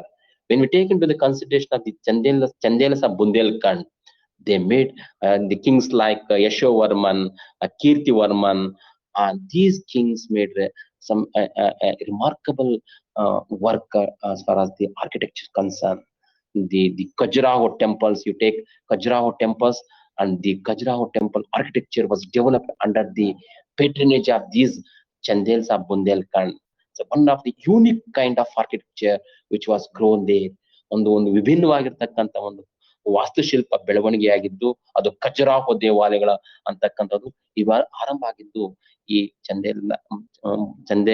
ಚಂದೇಲದ ಒಂದು ಆಳ್ವಿಕೆಯಲ್ಲಿ ನಾವು ಅರ್ಥ ಮಾಡ್ಕೊಳ್ಬೇಕು. ಈ ರೀತಿಯಾಗಿ ಮತ್ತೆ ಗುಜರಾತ್ನ ಸೋಲಂಕಿಗಳಾಗಿರ್ಬೋದು, ಆಮೇಲೆ ಗಢವಾಲಾಸ್ ಇವು ಗಢವಾಲರು ಆಗಿರ್ಬೋದು, ಗಢವಾಲರು, ಸೋಲಂಕಿಗಳು, ಪ್ರತಿಹಾರರು, ಪಾಲರು, ಮಾಳ್ವರು, all these kingdoms which ruled immediately after Harshavardhana in North India. But among these Rajputana kings, there was no unity at all. These are all called as segmentary states. ಇವೆಲ್ಲ ಸಣ್ಣ ಸಣ್ಣ ತುಂಡು ರಾಜ್ಯಗಳನ್ನ ನಾವು ಕರಿತಾ ಹೋಗ್ತೀವಿ. ನಾವು ಇವರ ರಾಜಕೀಯ ವ್ಯವಸ್ಥೆ ನೋಡಕ್ ಹೋದಾಗ, ಇವರ ಸಾಮಾಜಿಕ ವ್ಯವಸ್ಥೆ, ಆರ್ಥಿಕ ವ್ಯವಸ್ಥೆ ನೋಡಕ್ ಹೋದಾಗ, so these are segmentaries as I told you. ಅವರ ಒಂದು ವ್ಯವಸ್ಥೆ ನೋಡಕ್ ಹೋದಾಗ ಫ್ಯೂಡಲ್ ಆಗಿತ್ತು, ಅಥವಾ ಅಂದ್ರೆ ಫ್ಯೂಡಲ್ ಅಂದ್ರೆ ಒಂದು ಉಳಿಗಮಾನ್ಯ ಪದ್ಧತಿಗಳಿತ್ತು. ಆಮೇಲೆ ಜಾತಿ ವ್ಯವಸ್ಥೆ, ವರ್ಣ ಪದ್ಧತಿಗಳೆಲ್ಲ ಆಚರಣೆಯಲ್ಲಿದ್ವು. ಹೆಣ್ಣಿನ ಸ್ಥಾನಮಾನಗಳು ತುಂಬಾ ಲಿಮಿಟ್ ಆಗಿತ್ತು. ಅವಳ ಸ್ಥಾನಮಾನ ಒಂದು ಕಡಿಮೆ ಆದಂತ ಕಾಲಘಟ್ಟ ಯಾರ್ದು ಈ ಒಂದು ಒಂದು ರಜಪುಟಾಣದ ಒಂದು ರಾಜರ ಕಾಲದಲ್ಲಿ ಅಂತ ನಾವು ಅರ್ಥ ಮಾಡ್ಕೊಳ್ಬೇಕು. ಬಟ್ ನಮ್ಮ ಸಾಹಿತ್ಯ ತಗೊಂಡಾಗ ಚಾಂದ್ ಬರ್ಧಾಯ್ ಅಂತಕ್ಕಂಥ ಪೃಥ್ವಿರಾಜ ರಾಸು ಅಂತ ಕೃತಿನ ಬರೆದಿದ್ದಾನೆ. ಈ ರೀತಿಯಾಗಿ ಅಥವಾ ಭೋಜರಾಜನ ಕಾಲದಲ್ಲಿ ರಚಿಸಿದಂತ ಕೃತಿಗಳು, ಒಂದು ಸರಸ್ವತಿಯ ಒಂದು ಸ್ಟ್ಯಾಚ್ಯೂನೇ ನಿರ್ಮಾಣ ಮಾಡ್ತಾ ಹೋಗ್ತಾನೆ.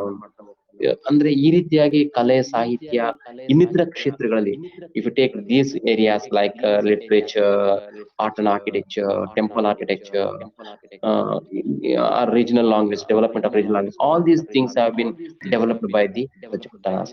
ಮಂಜುಳಾ ಅವರೇ ಮ್ಯೂಟ್ ಮಾಡ್ರಿ. ಎಷ್ಟ್ ಸಲ ರೀ ನಿಮ್ ಮಂಜುಳಾ ಅವ್ರ ನಿಮ್ಗೆ ಯಾಕ್ರಿ ಅಲರ್ಟ್ ಆಗಿರೋದಿಲ್ಲ?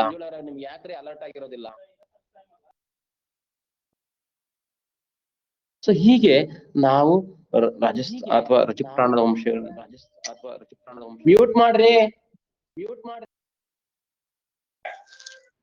ಸೊ ಹೀಗೆ ನಾವು ಈ ಹಿನ್ನೆಲೆಯಲ್ಲಿ ನಾವು ಓದ್ಕೊಳ್ತಾ ಬರ್ತೀವಿ. ಅಂದ್ರೆ ಈ ರೀತಿಯಾಗಿ ನಮ್ ಮುಖ್ಯ ಪರೀಕ್ಷಾ ದೃಷ್ಟಿಯಿಂದ ರಜಪೂತರ ರಾಜಮನೆತನಗಳು. ಮತ್ತೊಮ್ಮೆ I will repeat once again for your better understanding. Pratiharas, Gurjara Pratiharas are important. There I told you about the Mihir Bhoja and Nagapta, and the Chauhans of Ajmer and Delhi. There I told you about the Prithviraj Chauhan, and how Prithviraj Chauhan was succumbed, how he was defeated by the Gaur invasions. And Chandels of Bundelkhand also very important, and Malwas also very important. The Paramaras of Malwa, the Bhojraj very important. He was a genius king, as I told you. These are the important aspects we have to remember for the examination point of view. So this ends my discussion as far as the second block concerned. And ಇಲ್ಲಿಗೆ ಎರಡನೇ block ನ ಒಂದು ಚರ್ಚೆಗಳು ಮುಕ್ತಾಯ ಆಗತ್ತೆ. So ಮೊದಲನೇ block ಮತ್ತೆ ಎರಡನೇ ಬ್ಲಾಕ್. ಮೂರನೇ ಬ್ಲಾಕ್ ಬಹುಶಃ ನಿಮ್ಗೆ ಅದನ್ನ ನನ್ನ ಸಹೋದ್ಯೋಗಿ ರಾಮೇಗೌಡರು ಅದನ್ನ ಮಾಡಿದ್ದಾರೆ ಅಂತ ಅಂದ್ಕೊಳ್ತೀನಿ. ಮತ್ತು ನಾಲ್ಕನೇ ಬ್ಲಾಕ್ ಅನ್ನು ಕುರಿತು ನನ್ನೊಬ್ಬ ಸಹೋದ್ಯೋಗಿಯವರು ಅದರ ಕುರಿತು ನಿಮ್ಗೆ ಪಾಠ ಮಾಡಿದ್ದಾರೆ. ಸೊ ಇಷ್ಟು ನಾನು ಚರ್ಚೆಗಳು ಆಗಿವೆ. ಇದು ಭಾರತ ಇತಿಹಾಸ ಮತ್ತು ಸಂಸ್ಕೃತಿ ನಿಮ್ಮ ಮೊದಲನೇ BA ಪಠ್ಯಕ್ರಮ 1526ವರೆಗೂ. ನಾನು ಪದೇ ನಾನು ಯಾಕೆ ನಿಮ್ಮನ್ನು ಜ್ಞಾಪಿಸ್ತಾ ಇರ್ತೇನೆ ಅಂದ್ರೆ ನಿಮ್ ನೆನಪಿರ್ಲಿ, ಅಥವಾ ನಿಮ್ ಕಿವಿಗೆ ಅದು ಬಿದ್ದಾಗ ಅದು ನಿಂತು ಮತ್ತಷ್ಟು ದಿವಸ ಉಳಿತದೆ, ಈ ಎಕ್ಸಾಮ್ ಈಸಿ ಆಗತ್ತೆ ಅಂತ ಆ ಒಂದು ಕಾರಣಕ್ಕಾಗಿ ನಾನು ರಿವಿಷನ್ಸ್ ಮಾಡ್ತಾನೆ ಇರ್ತೀನಿ. ಸೊ ಹೀಗಾಗಿ ಇಲ್ಲಿಗೆ ನನ್ನ ಕ್ಲಾಸ್ ಮುಗಿದಿದೆ. ಇನ್ನು 20 ನಿಮಿಷ ಇದೆ. ಈ ಒಂದು ಟೆಕ್ಸ್ಟ್ ಅಲ್ಲಿ first BA history and culture up to 1526 ಈ ಒಂದು ಪಠ್ಯದಲ್ಲಿ ನಿಮ್ಗೆ ಏನಾದ್ರು ಡೌಟ್ಸ್ ಇದ್ರೆ you can ask me now, we can share the things. ನಾನು ಅನ್ಮ್ಯೂಟ್ ಮಾಡ್ತೀನಿ.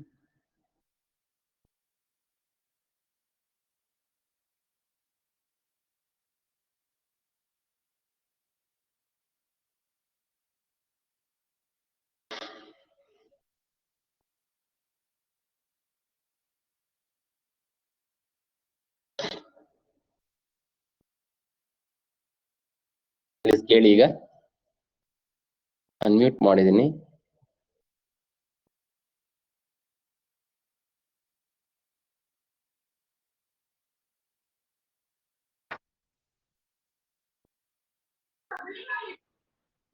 ಹಲೋ, ಪ್ಲೀಸ್ ಕೇಳಿಮ್ಮ. ಹಲೋ ಸರ್, ಇಂಪಾರ್ಟೆಂಟ್ ಕ್ವಶನ್ ಹೇಳಿ ಸರ್. ಅಲ್ಲಮ್ಮ, ಇಂಪಾರ್ಟೆಂಟ್ ಕ್ವಶನ್ಸ್ ಅಂತಂದ್ರೆ ನಾವು ಮಾಡಿದ್ದೇ ಇಂಪಾರ್ಟೆಂಟ್. ಅಷ್ಟನ್ ಮಾತ್ರ ನೀವು ಪಾಠ ಕೇಳಿದ್ರೆ ಆರಾಮದಿಂದ ಅಷ್ಟನ್ನ ನೆನ್ಪಿಟ್ಕೊಳ್ಳಿ. ಇಂಪಾರ್ಟೆಂಟ್ ಕ್ವಶನ್ಸ್ ಹಲೋ, ಲಿಂಕ್ ಇದಾಗಿರ್ಲಿ ಸರ್, ಜಾಯ್ನ್ ಆಗಿದ್ದು. ಆಯ್ತಮ್ಮ, ಆದ್ರೆ ಇಂಪಾರ್ಟೆಂಟ್ ಕ್ವಶನ್ ಅಂತ ಹೇಳಕ್ ಬರೋದಿಲ್ಲ. ನಾನು ಹೇಗೆ ಅದನ್ನ ಕಲ್ಪಿಸ್ಕೊಳ್ಳಿ? ಕ್ವಶನ್ ಪೇಪರ್ ಯಾರೋ ಸೆಟ್ ಮಾಡ್ತಾರೆ ಅಥವಾ ಅದು ಹೆಂಗೆ ಯಾವ್ದೋ ಆಗುತ್ತೆ, ಅದು ಆತರ ಬರೋದಿಲ್ಲಮ್ಮ. ಇಂಪಾರ್ಟೆಂಟ್ ಕ್ವಶನ್ಸ್ ಬರೋದಿಲ್ಲ. ನಾನು ಪಾಠ ಮಾಡಿದೆ ನಾವು ಇಂಪಾರ್ಟೆಂಟ್, ಅದನ್ನ ನೆನ್ಪಿಟ್ಕೊಂಡು ಓದಿ. ನಿಮ್ ಕ್ವಶನ್ ಪೇಪರ್ ಪ್ಯಾಟರ್ನ್ ನಾವು ವೆಬ್ಸೈಟ್ ಹಾಕ್ತಿವಿ, ಓಕೆನಾ? ನಾವ್ ಇಂಪಾರ್ಟೆಂಟ್ ಕ್ವಶನ್ ಅಂತ ನಿಮ್ಗೆ ಹೇಳಿದ್ರೆ ಅದು ನಿಮ್ಮ ದಿಕ್ ತಪ್ಪಿಸುವ ಪ್ರಯತ್ನ ಆಗತ್ತ. ಅದು ಅರ್ಥ ಆಯ್ತಾ? Okay sir. ಓಕೆ.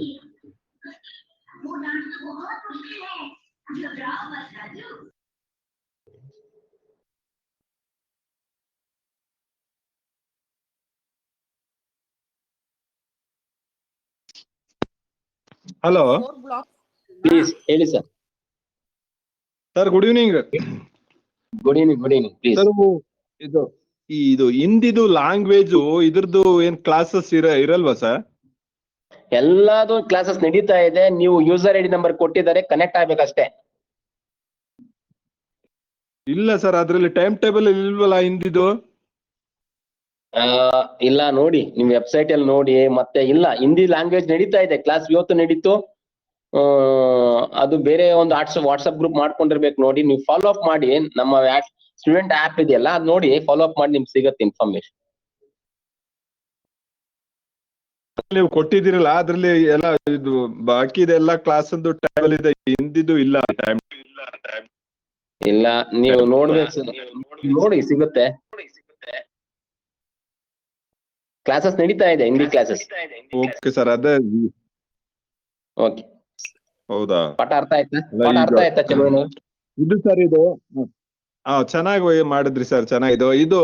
ಇವನು ಬೃಹದತ್ತನ ಇವನು ಪುಷ್ಪಮಿತ್ರ ಶೃಂಗ ಸಾಯಿಸ್ತಾನಲ್ಲ ಸರ್, ಅದ್ರ ನಂತರ ಅವನು ಎಲ್ಲಿ ರಾಜ್ಯನ ಸ್ಥಾಪನೆ ಮಾಡ್ತಾನೆ? ಶೃಂಗ ಸಂತತಿ ಉತ್ತರ ಭಾರತದಲ್ಲಿ ಬರ್ತದೆ. ಅದು ಸ್ವಲ್ಪ ಕಾಲ ಆಗತ್ತೆ. ಆ ನಂತರ ಕುಶಾನರು ಬಂದು ಪ್ರವರ್ಧಮ ಎಮರ್ಜ್ ಆಗ್ತಾ ಹೋಗ್ತಾರೆ. ಅದೇ ಬೃಹದತ್ತನ ಕೊಂದ ಮೇಲೆ ಅವನು ಪುಷ್ಪಮಿತ್ರ ಶೃಂಗ ಸ್ಥಾಪನೆ ಮಾಡ್ತಾನಲ್ಲ ಸರ್, ಅವನು ರಾಜಧಾನಿ ಇಲ್ಲಿಗೆ ಬಂದು ಸಾಕೇತ್ ಫೈಜಾಬಾದ್ ಹತ್ರ ಬಂದು ಸ್ಟಾರ್ಟ್ ಮಾಡ್ತಾನಲ್ಲ, ಅಲ್ಲೇನೆ ಅವ್ನ ರಾಜಧಾನಿ ಅಥವಾ ಪಾಟಲಿಪುತ್ರನೇ ಮಾಡ್ಕೊಂಡಿರ್ತಾನ? ಪಾಟಲಿಪುತ್ರನೇ ಮಾಡ್ಕೊಳ್ತಾನೆ. ಹೌದಾ? ಹೌದು. ಸರಿ. ಓಕೆ ಸರ್, ಇದು ಪ್ರಬಂಧದ್ದೆಲ್ಲ ಒಂದು 10 ಪೇಜ್ ಬರೆದ್ರೆ ಸಾಕ ಸರ್? ಪ್ರಬಂಧ ಇದ್ರದ್ದು ಅಸೈನ್ಮೆಂಟ್ ಒಂದ್ 10 ಪೇಜ್ ಬರೆದ್ರೆ ಸಾಕ? Minimum 10 pages. ಓಕೆ. ಸರ್ ಮಾತಾಡಿ. Okay sir, okay. ಹೌದು ಟೆಕ್ಸ್ಟ್ ಬುಕ್ ನೋಡ್ಕೊಂಡ್ ಬರೀರಿ, ನಮ್ ಲೆಸನ್ ನೋಡ್ಕೊಂಡ್ ಬರೀಬಹುದು. ಮಾರ್ಕ್ಸ್ ಕಟ್ ಆಗಲ್ಲ ಸರ್? ಇಲ್ಲ ಇಲ್ಲ ಇಲ್ಲ ಮೊಬೈಲ್ ಅಲ್ಲಿ ಅದು ಬೇರೆ ಕಡೆನೂ ನೋಡ್ಕೊಂಡ್ ಬರೀಬಹುದು ಅಂತಾರಲ್ಲ ಸರ್, ನಾವು ಟೆಕ್ಸ್ಟ್ ಬುಕ್ ಅಲ್ಲಿ ನೋಡ್ಕೊಂಡ್ ಬರ್ದಿದೀವಿ, ಬೇರೆ ಕಡೆ ನೋಡ್ಕೊಂಡ್ ಬರ್ದಿಲ್ಲ. ಬರೀ ಒಂದ್ ನಿಮಿಷ ನಾವು ಒಂದ್ ನಿಮಿಷ ಒಬ್ರು ಕೇಳಿ. ಸುನೀತಾ ಅವ್ರು ಮಾತಾಡ್ತಾರ? ಸರ್ ಸುನೀತಾ ಅವರು. ಒಂದ್ ನಿಮಿಷ ಒಬ್ರು ನಂತರ ಒಬ್ರು. ಸುನೀತಾ ಅವರೇ, ನೀವು ಅಸೈನ್ಮೆಂಟ್ ಬರೆಯುವಾಗ ನಾವು ಕೊಟ್ಟಿರ್ತಕ್ಕಂಥ ಲೆಸನ್ ಅದ್ರ ಜೊತೆಗೆ ನಿಮ್ಗೆ ಏನೆಲ್ಲ ಸಿಗುತ್ತೋ ಮೆಟೀರಿಯಲ್ಸ್ ಅದನ್ನ ನೋಡ್ಕೊಂಡು ಅನಾಲಿಸಿಸ್ ಮಾಡಿ ಪ್ರೆಸೆಂಟ್ ಮಾಡಿ. ಒಂದು ಅಸೈನ್ಮೆಂಟ್ ಕನಿಷ್ಠ 5-6 ಪೇಜ್ ಇಂದ ಇದ್ದು ಮ್ಯಾಕ್ಸಿಮಮ್ 10-15 ಪೇಜ್ ಇದ್ರೆ ನಡೀತದೆ. ಹೌದಾ ಸರ್? ಹೌದೌದು. ಓಕೆ, ನೆಕ್ಸ್ಟ್ ಮುಂದೆ ಹೇಳಿ. ಮಾರ್ಕ್ಸ್ ಕಟ್ ಆಗಲ್ಲ ಸರ್? ಏನ್ರಿ ಸರ್? ನಮಸ್ತೆ ಸರ್. ನಮಸ್ತೆ ನಮಸ್ತೆ ಹೇಳಿ ಸರ್. ಇದು ಜಿಯೋಗ್ರಫಿ ಕ್ಲಾಸಸ್ ನಡೀತಾ ಇಲ್ಲ ಯಾಕೆ ಸರ್? ಹೇಳಿ. ಸ್ಟಾರ್ಟ್ ಆಗತ್ತೆ, ಈಗ ಸ್ಟಾರ್ಟ್ ಆಗತ್ತೆ, ನಡೀತದೆ. ಟೈಮ್ ಟೇಬಲ್ ಕೊಟ್ಟಿಲ್ಲ ಸರ್ ಅದ್ರದ್ದು? ಕೊಡ್ತಾರೆ ಜಿಯೋಗ್ರಫಿ ಸರ್ ಕ್ಲಾಸ್ ರೆಡಿ ಮಾಡ್ಕೊಳ್ತಾ ಇದ್ರೆ ಕೊಡ್ತಾರೆ. ಹೌದು ಸರ್. ಸರಿ ಸರ್. ಈಗ ನಾನು 2 ಮತ್ತೆ 4ನೇ ಘಟಕ ಮತ್ತೆ 1ನೇ ಘಟಕದ್ದು ಏನು ಪಾಠ ಕೇಳಿಸ್ಕೊಳ್ಳಿಲ್ಲ ಸರ್. ಅಂದ್ರೆ ನನಗೆ ಗೊತ್ತಾಗ್ಲಿಲ್ಲ ಇದು ಆನ್ಲೈನ್ ಕ್ಲಾಸಸ್. ಅದು ಮತ್ತೆ ನಾನು ಕೇಳೋದಕ್ಕೆ ಏನ್ ಮಾಡ್ಬೇಕು ಸರ್? ಈಗ ನಮ್ಮಲ್ಲಿ ರೆಕಾರ್ಡ್ ಆಗಿದೆ, ನಿಮ್ಗೆ ಅಪ್ಲೋಡ್ ಮಾಡ್ತಾರೆ, ನಿಮ್ಮ ಮೊಬೈಲ್ ಕಳಿಸ್ಕೊಡ್ತಾರೆ. Okay, thank you. ಕಳಿಸ್ಕೊಡ್ತಾರಾ ಸರ್? ಆಯ್ತು sir, thank you. Okay, next. Sir 4 ಬ್ಲಾಕ್ಗೂ ಒಂದೊಂದು ಬ್ಲಾಕ್ಗೆ ಎಷ್ಟೆಷ್ಟು ಮಾರ್ಕ್ಸ್ ಇರುತ್ತೆ ಸರ್? ಆತರ ಅಲ್ಲ, ಈಗ ನಾವು 80 ಅಂಕದ ಕ್ವಶನ್ ಪೇಪರ್ ಅಂದ್ರೆ ನಿಮ್ಗೆ 20 ಅಂಕ ಅಸೈನ್ಮೆಂಟ್ ಆಯ್ತಲ್ವಾ? 80 ಅಂಕ ಇದೆಯಲ್ಲ, 80 ಅಂಕಕ್ಕೆ ಇಡೀ ಟೆಕ್ಸ್ಟ್ 1, 2, 3, 4 ಬ್ಲಾಕ್ ಅಲ್ಲಿ ಕ್ವಶನ್ಸ್ ಕೇಳ್ತಾರೆ. ಎಲ್ಲಾ ಬ್ಲಾಕು ಇಂಪಾರ್ಟೆಂಟ್. ಓಕೆನಾ? Hello sir. ಓಕೆ, ಹೇಳಿ. ಹಲೋ ಹೇಳಿ ಸರ್. ಹೇಳಿ ಸರ್, ಈಗ ನಾನು ಮಾರ್ಚ್ ಅಲ್ಲಿ ತಗೊಂಡಿದ್ದೀನಿ ಎಕ್ಸಾಮ್. ಇದನ್ನ ನಿಮ್ಗೆ ಲೇಟ್ ಆಗುತ್ತೆ ಎಕ್ಸಾಮ್, ಬಿಡಿ. ನಿಮ್ಗೆ ಲೇಟ್ ಆಗುತ್ತೆ, ನಿಮ್ಗೆ ಎಕ್ಸಾಮ್ ಲೇಟ್ ಆಗುತ್ತೆ ಸರ್. ಮತ್ತೆ ಕ್ಲಾಸಸ್ ಶುರು ಆಗುತ್ತೆ ಆಮೇಲೆ? ಹೌದು, ನೀವು ಅಟೆಂಡ್ ಮಾಡ್ಬೋದು, ಮತ್ತೆ ಕೇಳ್ಬೋದು. ಅದು ಇದು ಆನ್ಲೈನ್ ಅಲ್ಲೇ ಇರುತ್ತಾ, ಲೈವ್ ಇರುತ್ತೆ ಸರ್? ಆನ್ಲೈನ್ ಇರುತ್ತೆ. ಇನ್ಮೇಲೆ ಆನ್ಲೈನ್. ಅದೇ ಅಷ್ಟೊಳಗೆ ಪ್ರಾಬ್ಲಮ್ ಎಲ್ಲ ಸಾಲ್ವ್ ಆಗಿರುತ್ತಲ್ಲ ಕೋವಿಡ್ದು? ಖಂಡಿತ ಆಗ್ಲಿ. Okay sir. Okay. Hello sir, ಫೆಬ್ರವರಿಯಲ್ಲಿ ಅಡ್ಮಿಷನ್ ಆಗಿರೋದು. Hello sir. ಹೇಳಿಮ್ಮ. ನಾವ್ ಜನವರಿಯಲ್ಲಿ ಅಡ್ಮಿಷನ್ ಆಗಿರೋದು ಸರ್. ನಮ್ಗೆ ಯಾವಾಗಿರುತ್ತೆ ಸರ್ ಎಕ್ಸಾಮ್? ನಿಮ್ಗೆ ಲೇಟ್ ಆಗಿದ್ರೆ ನಿಮ್ಗೆ ಈಗ ಎಕ್ಸಾಮ್ ಇರೋದಿಲ್ಲ. ನಿಮ್ಗೆ ಬಹುಶಃ ಡಿಸೆಂಬರ್ ಬರ್ತದೆ. ಈಗ ಇರ್ತಕ್ಕಂಥವ್ರಿಗೆ ನೆಕ್ಸ್ಟ್ ಜುಲೈಲಿ ಆಗತ್ತೆ ಎಕ್ಸಾಮ್. ಹೌದಾ ಸರ್? ಓಕೆ. ಹಲೋ, ಹೇಳಿ ಸೋಮೇಶ್ವರಿ ಹೇಳಿ. ಸರ್, ಅದು ಹರ್ಷವರ್ಧನ್ ಬಗ್ಗೆ ತುಂಬಾ ಚೆನ್ನಾಗಿ ಹೇಳ್ಕೊಟ್ರಿ ಸರ್, ಅರ್ಥ ಆಯ್ತು ಒಂದು. Okay, thank you. ಸರ್, ಮತ್ತೆ ಇನ್ನೊಂದ್ ಏನಪ್ಪಾ ಅಂದ್ರೆ, ಈ ಅಸೈನ್ಮೆಂಟ್ ಗೆ ಬರ್ದಿರ್ತಕ್ಕಂತ ಕ್ವಶನ್ ಎಕ್ಸಾಮ್ ಗೆ ಬರುತ್ತವೋ ಬರಲ್ವಾ ಸರ್? ಒಂದ್ ಸ್ವಲ್ಪ ಬರುತ್ತೆ, ಬರ್ದೇನೆ ಇರ್ಬೋದು.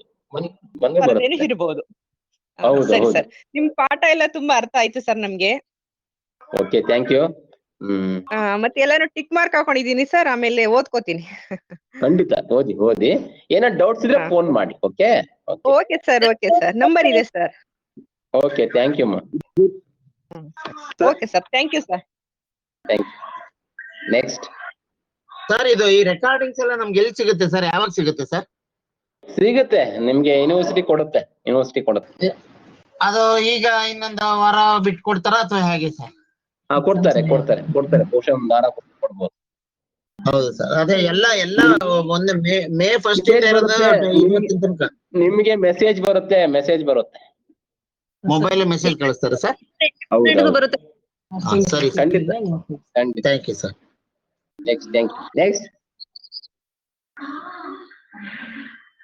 Next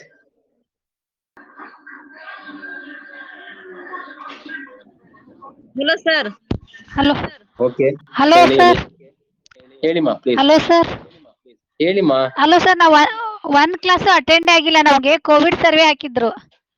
okay. ಇವಾಗ ಆಡಿಯೋ ಏನಾದ್ರೂ ಸಿಗತ್ತಾ ಸರ್? ಸಿಗತ್ತೆ ನಿಮ್ಗೆ. ನಿಮ್ಗೆ ಕಳಿಸ್ಕೊಡ್ತಾರೆ. Okay sir, thank you sir. Sir, exam ಸಿಗುತ್ತಾ ಸರ್ ಆಡಿಯೋ? ಸಿಗುತ್ತಮ್ಮ, ಎಕ್ಸಾಮ್ ಮೊದಲೇ ಸಿಗುತ್ತೆ ನಿಮ್ಗೆ. Sir, okay. Thank you sir. Thanks for teaching us. Thank you. Sir ತುಂಬಾ ಚೆನ್ನಾಗಿ ಅರ್ಥ ಆಗುವಂತೆ ಇತಿಹಾಸವನ್ನ ಹೇಳ್ಕೊಟ್ರಿ. 1952 ತನಕ ಏನೇನಾಯ್ತು ಭಾರತ ದೇಶದ ಇತಿಹಾಸದಲ್ಲಿ ಅಂತ ಅನ್ನೋದನ್ನ ತುಂಬಾ ನಿಜವಾಗ್ಲು ಬಹಳ ಅರ್ಥಪೂರ್ಣವಾಗಿ ನಮ್ಗೆ ಬೇಗ ಇದು ನೀವು ಸ್ಲಿಪ್ ಆಗ್ತಿದ್ರಲ್ಲ ಬೇಗ ಇದ್ರಿಂದ ಇದಕ್ಕೆ ಅದು ನಮ್ಗೆ ತುಂಬಾ ಇಷ್ಟ ಆಯ್ತು ಸರ್. ತುಂಬಾ ಮಾಳ್ವಾಸಿಂದ ಹಿಡ್ಕೊಂಡು ಎಲ್ಲ ಹರ್ಷವರ್ಧನ, ನಳಂದ ಎಲ್ಲ ಹೇಳ್ತಾ ಇದ್ರಲ್ಲ ಸರ್. ಮತ್ತೆ ಇಮ್ಮಡಿ ಪುಲಕೇಶಿ, ವರ್ಧನ್ ಸೈನ್ ಶುರುವಾಯ್ತು ಅದೆಲ್ಲ ಬೇಗ ಸ್ಲಿಪ್ ಆಗಿ ಆ ಸ್ಥೂಲವಾಗಿ ಅಷ್ಟೇ ಪಾಠ ನೀವ್ ಹೇಳಿರೋದು ಅಷ್ಟನ್ನೇ ಎಕ್ಸಾಮ್ ಬರ್ದ್ಬಿಟ್ರಾಯ್ತು ಕ್ವಶನ್ ಆನ್ಸರ್. ಖಂಡಿತ ನಾನ್ ಏನ್ ಪಾಠ ಮಾಡಿದೀನೋ ಅಷ್ಟನ್ನೇ ನೀವು ಫೋಕಸ್ ಮಾಡಿ 80-90% ಬರುತ್ತೆ. ಕೇಳಿಸ್ಕೊಂಡಿದ್ದು ಅಷ್ಟೇ ಪಾಯಿಂಟ್ ಬರೆದ್ರು ಸಾಕು ಸರ್. ಅಷ್ಟ್ ಚೆನ್ನಾಗಿತ್ತು. ಹೌದೌದು. ಏನ್ ಯಾರು ಮಾತಾಡೋದು? ನಾನ್ ಕುಮಾರ್ KH ಅಂತ ಸರ್. ಎಲ್ಲಿಂದ? ಬೆಂಗಳೂರಿಂದ ಸರ್. ನಾನೇನ್ ಕ್ರಮಶಿಕ್ಷಣದಿಂದ ಬಂದವನಲ್ಲ ಸರ್. ನಾನು MA ಆಗಿದೆ ನಂದು ನಿಮ್ ಯೂನಿವರ್ಸಿಟಿಲೇ. ಗುಡ್. ಯಾವ ಸಬ್ಜೆಕ್ಟ್? ಕನ್ನಡ ಸರ್. ಕನ್ನಡ ಸಾಹಿತ್ಯ. ಓಕೆ. MA ಆಗಿದೆ ಸರ್ ನಿಮ್ ಯೂನಿವರ್ಸಿಟಿಲೇ. ಆದ್ರೆ ನಾನು PhD ಮಾಡೋದಕ್ಕೆ ಅವಕಾಶ ಕೊಡ್ಲಿಲ್ಲ ನನಗೆ. ನಾನು ಕೋರ್ಟ್ಗೆಲ್ಲ ಹೋದೆ, ಆದ್ರೂ ಆಗ್ಲಿಲ್ಲ ಸರ್. ಈ ಉಮಾಶ್ರೀ ಅವ್ರ ಸಂದರ್ಭದಲ್ಲಿ ನನಗೆ ತೊಂದರೆ ಆಗೋಯ್ತು ಸರ್. ಸರಿ. ಓಕೆ. ನಾನೇನ್ ಕ್ರಮಶಿಕ್ಷಣದಿಂದ ಬಂದವನಲ್ಲ ಸರ್ ನಾನು. ಓಕೆ. ಆದ್ರೆ PhD ಮಾಡ್ಬೇಕು, ಜ್ಞಾನ ಜಾಸ್ತಿ ಮಾಡ್ಕೋಬೇಕು ಅನ್ನೋ ಉದ್ದೇಶ ಇರೋರು ಸರ್ ನಾವು. ಯಾವ್ದ್ರ PhD ಮಾಡ್ಬೇಕು? ಕನ್ನಡ ರಂಗಭೂಮಿ ಬಗ್ಗೆ PhD ಮಾಡ್ಬೇಕು ಅಂತ ಇದೆ ಸರ್ ತಲೆಯಲ್ಲಿ. ಒಳ್ಳೇದಾಗ್ಲಿ. ಒಳ್ಳೆ ಉದ್ದೇಶ ಇಟ್ಕೊಂಡಿದೀರಾ, ಒಳ್ಳೆ ಉತ್ಸಾಹದಲ್ಲಿದ್ದೀರಾ. ನಿಮ್ಮಂತವ್ರು ನೋಡಿದ್ರೆ ನಮಗೂ ಅಂತ ಶಕ್ತಿ ಬರುತ್ತೆ, ಒಂದು ಮೋಟಿವೇಶನ್ ಸಿಗತ್ತೆ. ಖಂಡಿತ ಸರ್. ಈಗ ಯಂಗರ್ ಏಜ್ ಅವರೆಲ್ಲ ನಿಮ್ ಜೊತೆ ಪಾಠ ಕೇಳಿಸ್ಕೊತಾ ಇದಾರೆ. ನಾವು ಎಲ್ಡರ್ ಏಜ್ ಅವರು, ಅದಕ್ಕೆ. ಇಲ್ಲಿ age is not A barrier for learning. ಕಲಿಯೋದಕ್ಕೆ ಯಾವ ಸ್ಟೇಜ್ ಅಲ್ಲಿ ಕಲಿಬಹುದು. ಓಕೆ ಸರ್, ನಿಮ್ ಸಹಕಾರ ಬೇಕು ಸರ್ ಸ್ವಲ್ಪ. Thank you so much Kumar ಅವರೇ. We are here to help you. Okay sir. Thank you very much sir. Thank you. Okay sir. Next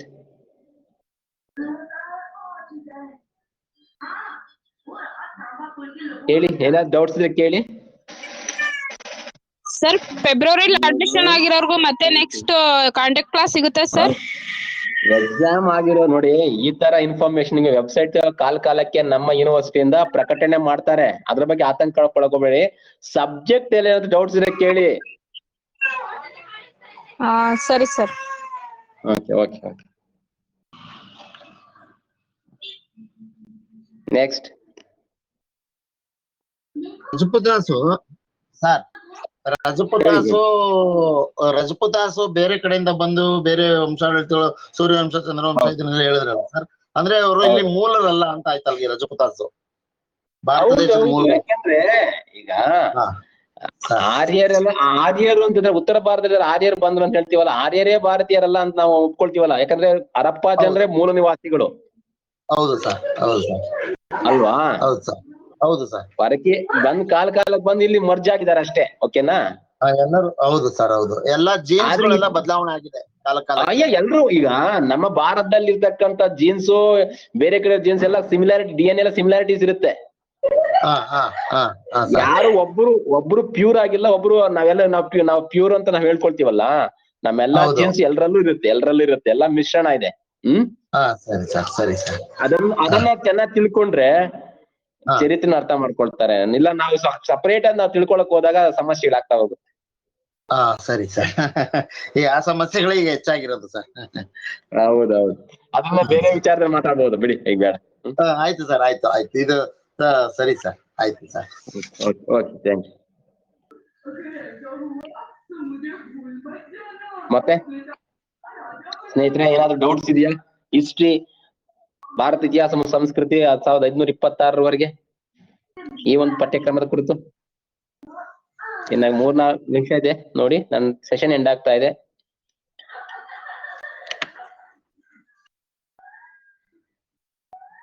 doubts ಏನಿಲ್ಲ ಅಂತಂದ್ರೆ ನಾನು ಸೆಷನ್ ಎಂಡ್ ಮಾಡ್ತೀನಿ.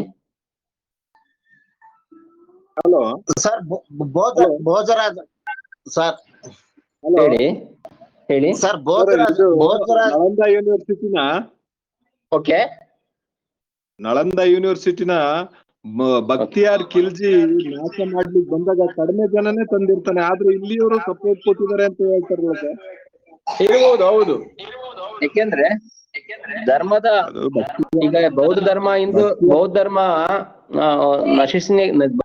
ಒಂದು ಮಟ್ಟಕ್ಕೆ ಅದು ನಶಿಸಿ ಹೋಗ್ಬೇಕಾದಾಗ ಅದಕ್ಕೆ ರಾಜಪ್ರೋತ್ಸಾಹ ಸಿಗ್ಲಿಲ್ಲ. ಆ ರೀತಿಯಾಗಿ ಬೌದ್ಧ ವಿಶ್ವವಿದ್ಯಾಲಯ ನಾಶ ಆದವು ಅಂತ ನಾವು ಅರ್ಥ ಮಾಡ್ಕೊಳ್ಬೇಕಾಗತ್ತೆ. ಆದ್ರೆ ಅಲ್ಲಿನ ಸಾಹಿತ್ಯಗಳೆಲ್ಲ ಎಲ್ಲಿ ಓದು ಅಂತ ಅದ್ರದ್ದು ಏನು ಡಿಟೇಲ್ಸ್ ಇಲ್ವಲ್ಲ ಸರ್ ಅದು? ಇಲ್ಲ ಯಾಕೆಂತಂದ್ರೆ ಆ ಸಂದರ್ಭದಲ್ಲಿ ಯಾರು ದಾಳಿಗಳು ಮಾಡಿದ್ರು ಮತ್ತು ಅದ್ರ ವಿರೋಧಿಗಳು ಯಾರಿದ್ರು ಎಲ್ಲವನ್ನು ಸುಟ್ಟು ಹಾಕಿದ್ರು ಅದನ್ನ. ಅದೆಷ್ಟು ಈಗ ನಮ್ಗೇನ್ ಸಿಕ್ಕಿಲ್ಲ, ಅದು ಕೆಲವು ಅವಶೇಷಗಳು ರೆಮಿನೆಂಟ್ಸ್ ಅಷ್ಟೇ, ಸ್ವಲ್ಪ ಸಿಕ್ಕಿದೆ. ನಾವು ಆ ಡಾಟ್ಸ್ ನಮ್ ಚರಿತ್ರೆಯಲ್ಲಿ ಸಾಕಷ್ಟು ಗ್ಯಾಪ್ಗಳಿದೆ. ನಾವು ಸ್ವಲ್ಪ ಇಟ್ಕೊಂಡು ಇಷ್ಟೊಂದು ಚರಿತ್ರೆ ಕಟ್ಕೊಂಡಿದೀವಿ. ಮತ್ತಷ್ಟು ಶೋಧನೆಗಳು, ಮತ್ತಷ್ಟು ಉತ್ಖನನ ಕಾರ್ಯಗಳು ಆದಾಗ ಮತ್ತಷ್ಟು ಒಂದು ಚರಿತ್ರೆ ನೋಡ್ತೀವಿ. ಅಂದ್ರೆ ಚರಿತ್ರೆ ಇವಾಗ ನಾವೇನ್ ತಿಳ್ಕೊಂಡ್ ಬರ್ತಾ ಇದೀವಿಯೋ ಅದು ಪರಿಪೂರ್ಣ ಅಲ್ಲ ಅಂತ ನಾವು ಅರ್ಥ ಮಾಡ್ಕೊಳ್ಬೇಕು. ಒಂದು ಮಧ್ಯಂತರ ವರದಿಗಳಷ್ಟೇ ಇವೆಲ್ಲ.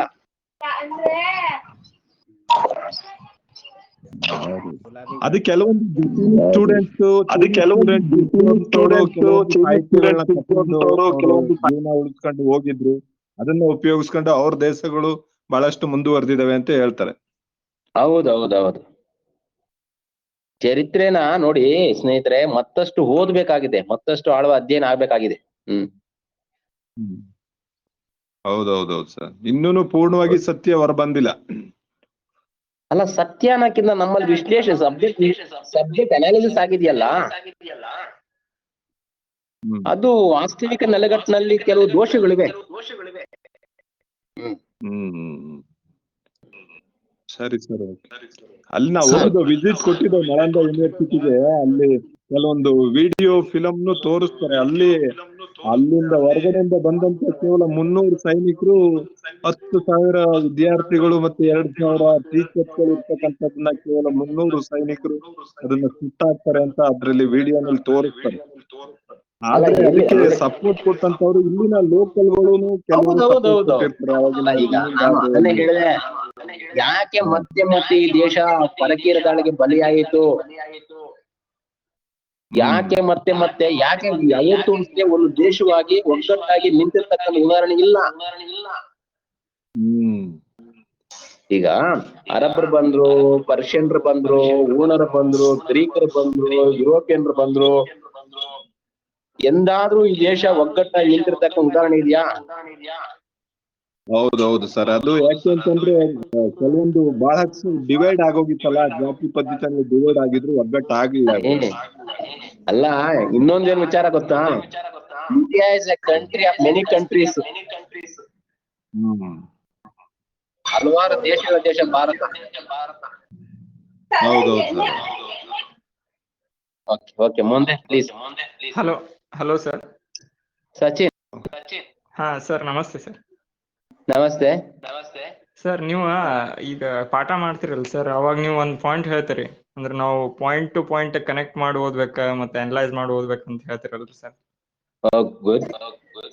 ಹಾ, ಅದ್ರ ಬಗ್ಗೆ ಒಂದ್ ಸ್ವಲ್ಪ ಅದೇ ಹೆಂಗ ಏನಂತ ಒಂದ್ ಸ್ವಲ್ಪ ನೋಡಿ Sachin. History it's about the chronology. ಹಾ ಸರ್. ನಾನು 1 ನಿಮಿಷದಲ್ಲಿ ನಾನು 2 ಬ್ಲಾಕ್ ನೋಡಿ.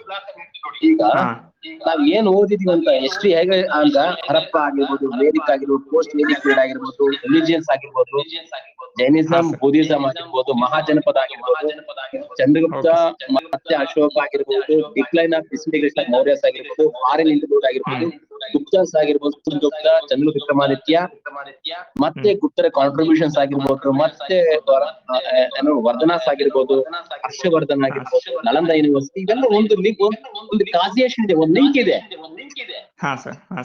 ಮತ್ತೆ ಓದಿದಾಗ ನಿಮ್ಗೆ ನೆನಪಿರುತ್ತೆ. ಈಗ ನಾವು ಒಂದು ಮಿಲ್ಕ್ ಬಾಟಲ್, ಮಿಲ್ಕ್ ಅನ್ನ ಒಂದು ಬೌಲಲ್ಲಿ ಹಾಕ್ತಿವಿ, ಒಂದು ಪಾತ್ರೆಗೆ ಹಾಕ್ತಿವಿ. ಮಿಲ್ಕ್ ಅನ್ನ ನಾವು ಪಾತ್ರೆಯಲ್ಲಿ ಹಾಕಿ ಸ್ಟವ್ ಫ್ಲೇಮ್ ಜ್ವಾಲೆ ಹಚ್ಚಿದಾಗ ಮಾತ್ರ ಹಾಲು ಕುದಿಲಿಕ್ಕೆ ಆರಂಭ ಆಗತ್ತೆ. ಅಂದ್ರೆ ನಾವು ವಿಷಯಗಳನ್ನ ಸದಾ ನಾವು ಜ್ಞಾಪಿಸ್ತಾ ಇದ್ದಾಗ, ಓದ್ತಾ ಇದ್ದಾಗ ನಮ್ಮ ನೆನಪಿನ ಶಕ್ತಿ ಇಂಪ್ರೂವ್ ಆಗ್ತಾ ಹೋಗುತ್ತೆ. ಸೊ ಹಾಗಾಗಿ ನಿಮ್ಗೆ ಲಿಂಕ್ ಸಿಗುತ್ತೆ, ಓದ್ತಾ ಇದ್ ನೋಡಿ. ಈಗ ನೀವು 3rd ಬ್ಲಾಕ್ ನೀವು ಓದ್ತೀರಾ, 3rd ಬ್ಲಾಕ್ ಅಲ್ಲಿ ಸಂಗಮ್ ಏಜ್ ಅಂತ ಓದ್ತೀರಾ, ಸಂಗಮ್ ಯುಗ. ಸಂಗಮಿಗಾತನೆ ಶಾತವಾಹನರು, ಕದಂಬರು, ಗಂಗರು, ಚಾಳುಕ್ಯರು, ರಾಷ್ಟ್ರಕೂಟರು, ಕಲ್ಯಾಣ ಚಾಳುಕ್ಯರು, ಪಲ್ಲವರು, ಚೋಳರು, ಹಾ ಸರ್. ಸಾಮಾಜಿಕ ಧಾರ್ಮಿಕ ಆಂದೋಲನ, ಮತ್ತೆ 4th ಬ್ಲಾಕ್ ಬರ್ತೀರಾ, ದೆಹಲಿಯ ಸುಲ್ತಾನ್ರು, ಗುಲಾಮಿ ಸಂತತಿ, ಖಿಲ್ಜಿ ಸಂತತಿ, ತುಗ್ಲಕ್ ಸಂತತಿ, ಸೈಯದ್ ಸಂತತಿ, ಮೊದಲೂದಿ ಸಂತತಿ. ಹಾ ಸರ್.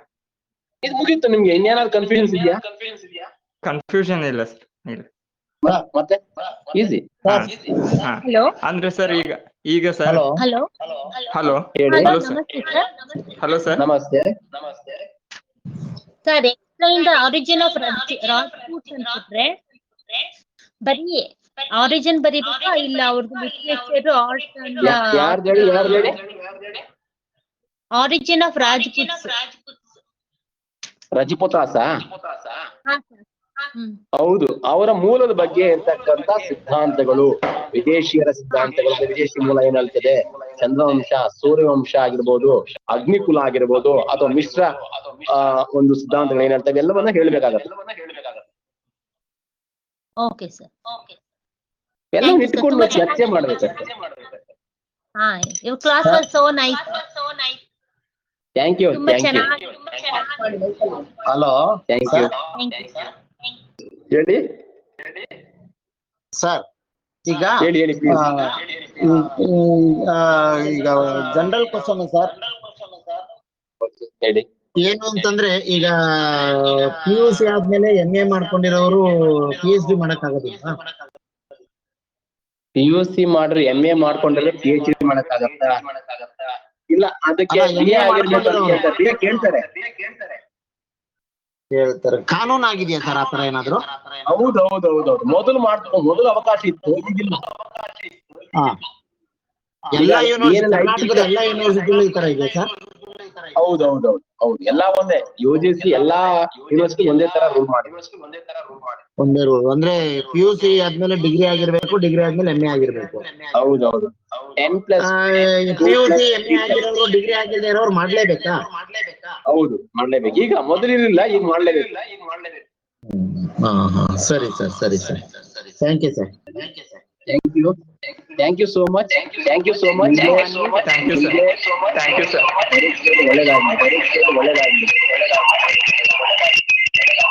ಒಳ್ಳೇದಾಗ್ಲಿ. ನನ್ನ ಒಂದು ಡಿಸ್ಕಷನ್ ಮುಗಿಸ್ತಾ ಇದೀನಿ. ಏನಾದ್ರು ಡೌಟ್ಸ್ ಫೋನ್ ನಂಬರ್ ಕೊಟ್ಟಿದ್ದೀನಿ. Wish you all the best. Good luck.